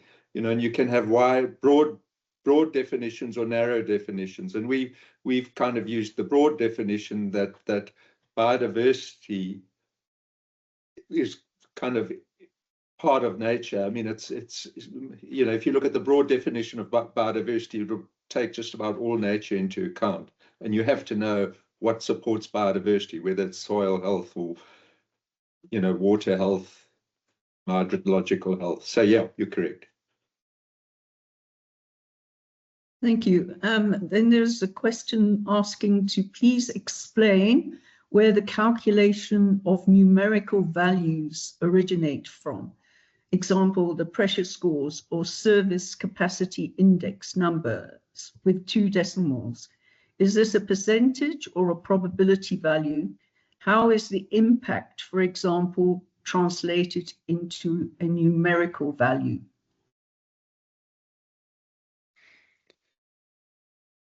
I think that other than broadly saying that they are expert opinion derived simple formulae which are nonlinear equations. So without getting extremely technical, but I mean, most of them are a simple relationship coming from a matrix. So you'd have an expert opinion matrix that's pretty intuitive. So how does, for example, one pressure soil erosion increase with increasing use of machinery? And you develop a matrix, and then you create a formula which describes that relationship. So it's how an expert opinion and experience translates into a formula which can then give you the impact. So I don't think there's a quick answer with actually getting into the mathematics, which we haven't really prepared ourselves for now, you know, but it's very simple non-linear regressions. Adding on to that question, it was another question. It is important to understand how would the governance of these numerical parameters and thresholds look like?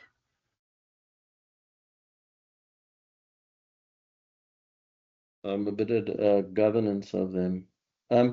We probably need, this is probably a discussion more than a question, is to say by governance, does one mean how's their integrity preserved, and what says that they're credible? I wonder if that's what's meant by that. Perhaps I can answer that. Yeah. From a different perspective. So this tool will give you your risks, your ecological states, but it ranks them. So when we talk about governance, we're saying, well, okay, in this operation, these are the 3 most important issues that we need to. So I wouldn't worry too much about the absolute score. It's kind of a ranking, and you're saying, okay, so this ecosystem service is far more important to this operation than that one is. And if it's in a moderate or high risk, you can then say, okay, from a governance point of view, what do I need to do from a management point of view to try and improve that score? And we then say that score, by improving that score, you will be improving your impacts or decreasing the risk of your dependencies on biodiversity. So it's a kind of a relative thing. So from a governance point of view, the organization using the tool will decide on how to actually use those scores to now operationalize their activities to improve impacts on biodiversity. Can I Did just you add agree, one thing? Steve? Yes, I just wanted to add one thing to that. That yes, it's about the relative scoring and whether it makes sense intuitively. And we've applied other risk tools like that in forestry, and we've never get the rankings challenged. They because they've come from expert opinion. It's well understood the relationships, for example, the relative impacts of various harvesting systems. That's agreed upon. People, so once it's just about making that operationalizing that in a number, and that's been extremely well received whenever we've done workshops looking at similar risk approaches that started with the Sandby projects. So we're not, and so once the organization sees that their operational risks are reflected in the report, they're happy with that, and they know they're working with something that's credible. That answers that. Thank you. If there are further questions, just continue putting them into the chat box, but it seems as though, oh, we've got one more question, two, sorry, more coming in. On the conservation value, I would recommend using aspects such as data confidence, protection type, and if certified or not for the interpretation of the scores, not as part of the scoring itself. Oh, I think that's a good suggestion. We can try that. Just to emphasize something, that the software is really well designed so that those kind of modifications are quick and easy to do, and that sounds like a really interesting suggestion. Thank you. Another question here: how are these parameters, default values, defined? One, taken from internationally recognized data sets, or two, agreed as consensus within a certain group of SA experts? So I think that you may have answered it, but perhaps just to reiterate how. Dave, you were circling around that question just now, what you said. Sorry, which parameters are we talking about now? The default values. How have you defined the default values? Have you taken the default values from in the calculations? Yeah, internationally recognized. Sorry, I missed. Expert opinion, local expert opinion, if I'm correct. So we workshopped those and we said, yeah. And remember, those values are, okay, we put a value to it, but they're in quite a broad scale. So we sort of said, is it a 1, 2, 3, or 4, or 5, or can't remember for different things, and then it goes into the maths and works out an index. So, it's expert opinion. Yeah, I think that's it too. And the next question, how does one interpret the total effective CV? So what does 186.05 mean? So I'm just going to go back. If the actual value that we need to be over on is the conservation value integrity, and so that 40.2 represents the percentage of maximum potential conservation value retained across the identified conservation areas. So the maximum would be, as I think I mentioned this before, but the maximum would be if it was a pristine environment secured in a nature reserve certified under the FSC, and critically endangered. So it's that's the index that really is telling us what the conservation value that we need to be reporting is. I mean, just for interest's sake, and just probably thought about, we could have a value that looks at the total conservation area, and combines that with the conservation value integrity. So that what you're saying in this report is we have 462 hectares of conservation area with an integrity of 40.2. But if you wanted to compare yourself with someone who had 4,000 hectares with a conservation value integrity of 40.2, we could come up with an amalgamated index which combines conservation area and the CVI, conservation value integrity. But that's what you're reporting. The effective conservation value in there is just it shows you how that integrity score was arrived. It also tells you something. It tells you that it effectively, if you had 186 hectares of pristine environment with all those controls in place, it would be equivalent of having 462 hectares with a 40.2 CVI. Is that clear? Not clear. It's clear as much. No, it's clear. Well, just keep your eye on the CVI, conservation value integrity. That's the value that you can influence. That's the one you want to report. That's how we see it at the moment. I saw Giovanni's hand go up. We have one more question in the chat. Perhaps we could address that one. Much of certification looks at improvement over time. Would this tool be able to show change over time? Absolutely.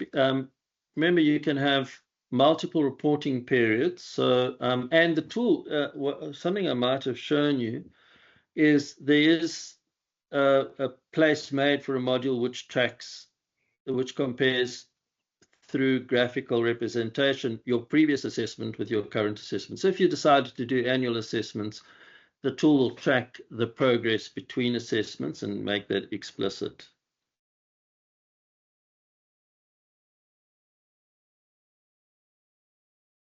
I think we've addressed all the questions in the chat. I'm not sure if Giovanni would like to ask a question. I did see his hand go up. You have been unmuted, Giovanni. Can you hear me? Person in Ottawa who also needs to get to the airport. Sorry, Jane, I didn't catch that. We can hear you. I'm just joking. I'm just joking, but you go ahead with your question. No, I think just a comment, and I think there have been questions coming along, many questions like this, is I think that the concept of evidence has become more and more important with external reporting. So, you know, we've got a fantastic tool that gives us a framework within which to work, but any assessment that we capture, as you showed, you need to be able to attach to it proper evidence, documents, etc., etc. And that's become a key of reporting going forward. So I think it's just this concept of evidence. And one concept that was highlighted earlier, I think the modeling is fantastic, but I think an idea of both calibration and maybe just some end result reporting. So an example would be, can you demonstrate to a third party that when we've looked at a specific farm or a plantation, we've come up with a mitigated erosion score of X or Y, that we still have the tests that we are doing in place in terms of the quality of the water downstream, etc., and the ability to attach evidence that, in fact, what my numbers are coming up with are representing reality. So I think that piece is very important. It's this calibration, but the evidence associated with that as well. I mean, okay, if I can respond to that, I think that's excellent, because if you look at our conservation value, our conservation reporting, and we require that information in there, but we could require it at other junctions as well. And that just strengthens it. So your scores gain in veracity the more evidence that you have. It's like saying we've got this system and it's been third-party verified or second-party verified. But we can make place for including the same data, demonstrating where you got your data from. I think that's very interesting. Yes. Very important. You've addressed all the questions, Jane. Thank you. Thanks very much. Prof. Lowe, I'll address your question right at the very end. So I think if you can move the slides along, please, Steve, we need to hear from Dave how we are going to actually adapt this biodiversity reporting tool for the manufacturing side, not just of our business, but of any business. Thanks, Dave. Thanks, Jane. Yeah, so we do have a proposed methodology, and this little schematic shows that. And really, when you think about activities, activities that lead to pressures, we need to think about how they differ in different sectors, or how they differ done by different organizations or manufacturing. So the first step is to really, in workshop mode with the relevant people, get into defining the activities, confirming the operational boundaries of where those activities impact. And one of the really important issues we need to think about is how an activity in a mill might have impacts that move off the actual site of the activity and might move downstream or be atmospheric or something. So that's quite a key component, and we'd be looking more at landscapes than actually just the operational boundary, but it will also be the impact or pressure boundary. We'd identify the major processes and then agree on how they work out and what can be done. The second step would then be to map the impact pathways. How do these activities impact water, biodiversity, soil, air and climate, and so on, and communities? And in the very same way as we've done it in forestry, it can be done looking at those impact pairs from different manufacturing processes. Then step 3 would be to identify the dependencies. What are those manufacturing organizations using, and what ecosystem services do they depend on, and how important are those dependencies, and then looking at the risk in exactly the same way as we've done it in this tool. Step 4 would then be to configure the tool, to load the pathways, to apply the GIS and site sensitivity. Might be in a bigger area than the actual site of the manufacturing, and set the scoring logic. And that would also be done through expert opinion, looking at the way the impacts or pressures impact on the pathways, on the sensitivities.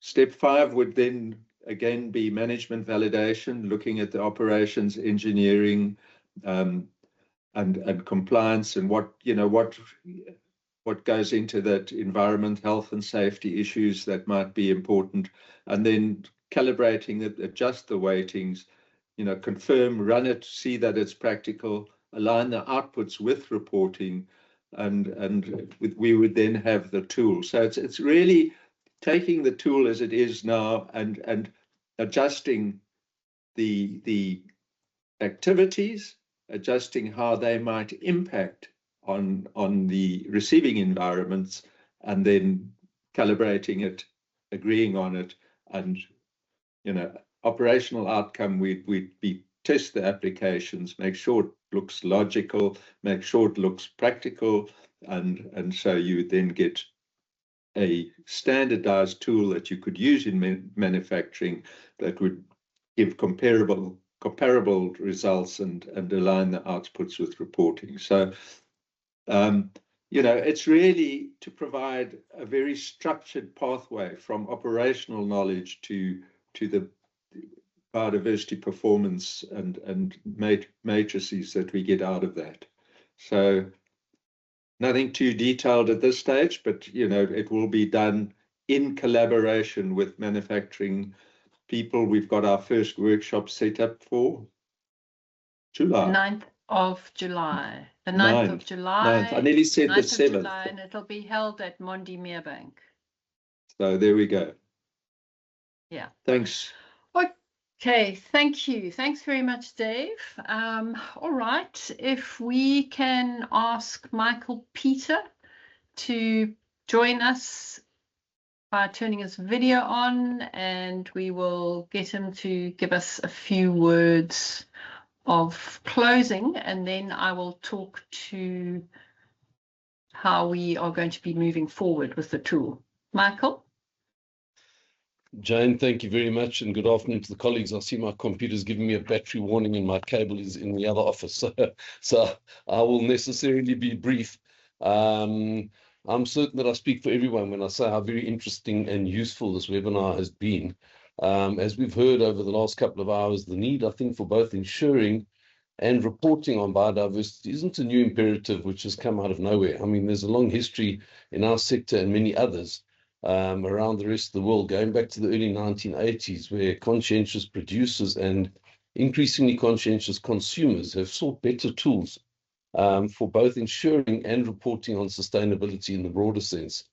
So while global certification systems like the FSC and the PEFC have 3 pillars of sustainability, arguably the most complex of these is ensuring and reporting on environmental sustainability.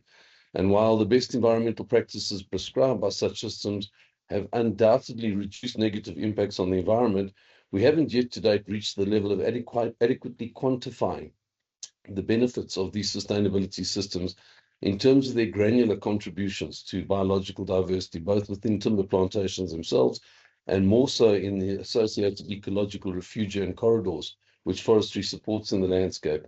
And so I think, as Dave and Steve have clearly pointed out today, directly measuring biodiversity is actually extremely complicated. It's a complex process. In the case of systems like we have here in South Africa, where in the fynbos, for example, we have over 7,000 species of plants alone, trying to report accurately on the state of each of those species, let alone on the alpha, beta, and gamma diversity to which Dave indirectly referred in his own opening remarks, is impractical and probably impossible for such complex ecosystems. So any tool that's excessively cumbersome and impractical in terms of its application or its attempts to duplicate what other management and reporting systems already do, as we've heard this morning, will either be abandoned by users, or worse, people will find loopholes and workarounds to try and demonstrate compliance, which actually defeats the whole purpose of the tool. We have decades of experience in this with the international certification systems, which were very often not sufficiently responsive to the specific conditions and risks and the key indicators in different countries. Fortunately, we've heard from Dave and Steve today that they have learned, and we have learned from this. And so the approach of integrating this tool, even though it's only been launched today, with existing frameworks, should reduce the risk of reporting fatigue and the risks of getting conflicting reports, which should otherwise creep in. Specifically, using the tool to produce meaningful outputs like those on risks and dependencies, impacts, ecosystem services, and conservation contributions, along with the development of targets and metrics for improving, mitigating, reporting on these issues, I think is the logical, or we think is the logical approach. The aha moment, as Dave called it, came when they realized that they can model and predict impact using existing monitoring systems without having to directly measure the multifaceted and extremely complex biodiversity in most of our ecosystems. So this pressures-linked approach, where they're looking at soil health, hydrological condition, fire practices, and the many other pressures I've discussed that are captured in the tool, produces extremely useful indicators of the impacts on biodiversity without having to measure biodiversity itself. One can then use the other reporting frameworks which do directly measure biodiversity through, for example, looking at key trends in key indicator species or keystone species to test the robustness of the biodiversity tool. But it was interesting that Giovanni, right at the end of the webinar, made this critical point, is that we have to have evidence-based reporting. So our tool might say, doing all of these things are fantastic for biodiversity, but at some point you're going to have to ground truth it, and as Giovanni pointed out, provide evidence that that is in fact the outcomes that have been achieved. So this is both critical for achieving the objectives and improving the reporting on biodiversity, but also for limiting or eradicating the risk of producing conflicting results, as we heard from some of the inputs from participants, between the many different reporting tools. We've heard, for example, that there's somewhere in the order of 600 separate reporting tools, including NCOR and IBAT and TNFD at the macro level, and others at the local level, like the WWF risk-based biodiversity filter, the EWT's biodiversity protocol, and the DFFE's own biodiversity reporting tool. In listening to the talks today, I was also reminded of another one that was used in our sector and other sectors, which is the GES Grasslands program, which was actually run by Steve several years ago on multiple land uses in South Africa. And that too could be used to indicate whether the fire management practices in the biodiversity tool are actually optimally supporting biodiversity in grassland and fynbos biomes. So again, using fire pressures tool and the biodiversity tool, one could implement the recommended best practices and then use these other tools to see if in fact we are having that positive impact on biodiversity, whether our conservation integrity figures are improving. So while this tool should obviate all of those risks, from the excellent questions and answers and inputs made by participants today, there's still further work which needs to be done in both ensuring alignment with those other instruments, particularly in areas like standardized terminology and nomenclature, and especially in those used in the global context, but also in ensuring data integrity, which Steve spoke about towards the end. I think Dave spoke about towards the end. Businesses often see instruments like these as mechanisms for gaining or retaining market access, which has indeed been the case with forestry certification systems. But we've also seen with certification systems, which were also initially driven by larger companies, that over time all land users begin to adopt tools like this, not just for market access, but actually for tools to assist them in their general management, reporting and record-keeping practices.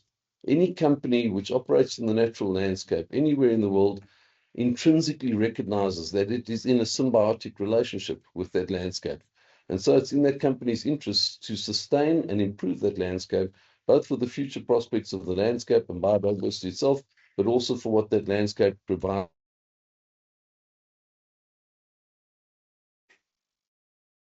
Okay, I think Michael's battery ran out. So I will take the liberty of closing. He spoke very well. Thank you, Michael. The last question that we're going to look at is from Prof. Lowe, and he asked us, how will biodiversity reporting tool be made available for general use? And then he also asked, any plans to package this as a short course for training at university level? It certainly fits in perfectly with modern ways of teaching systems thinking in natural resource management as well as environmental management. Well, Prof, the answer to the first one is the tool will be available on our website, not immediately today. But today, if you go onto our website and you can just plug PAMSA into Google and it'll take you to where our office is, and you can link onto website, press website. And you will see there's a tab. We've put it prominently right at the very top, and it'll say Biodiversity Reporting Tool. You can click on it, and in addition, there's a link for your expression of interest. So you can just click on that and fill out the expression of interest. As Michael said, the tool is actually going to be ongoing. So we will have, once it is fully active and available for people to register, those of you that have expressed your interest, we will notify you. And you will then be able to do a proper registration for it. There will be a cost involved, not a vast cost, but that cost is going to go towards the upkeep of the tool to ensure that it is absolutely up to date. If any of you have got good ideas, you can send them on to us. You can either contact us through info@pamsa.co.za and put biodiversity reporting in the or biodiversity tool in the subject line, and we will send it off to Dave and Steve. Michael, are you back in the room? You've said your bit. I am, and sincere You did apologies, Jane, to you and the exceptionally team. well. Thank you. The last thing I just wanted to say in closing, sorry, Jane, was just to thank firstly the participants today, really for excellent questions and inputs, which you can see Steve and Dave are already taking on board. And as you pointed out, it's an iterative process. This is the launch of it. And then secondly, to thank yourselves, Jane, you and your team at PAMSA. I think it's a tremendous privilege for our sector to be at the forefront of it. But to the point that I think somebody asked earlier on, it does have broader application to business, and that is the intention. So I just wanted to say that in my closing. Apologies. Thanks, Jane. Brilliant. No worries. Thanks, Michael. Appreciate you having to sprint from one place to the next to get your computer plugged in. Then with regards to your idea about packaging it for a short course, maybe Michael and myself and a few others can have a conversation, and we can get some money from our sectoral education training authority, who we work very closely with, and perhaps we can do that. So do stay in touch, and we have a number of universities that we partner with, so there's no reason why we can't partner with yours. So without any further ado, thank you, all of you. Thank you very much, everybody. And thanks, Steve and Dave. You did an amazing job. And thank you, Julie, for project managing.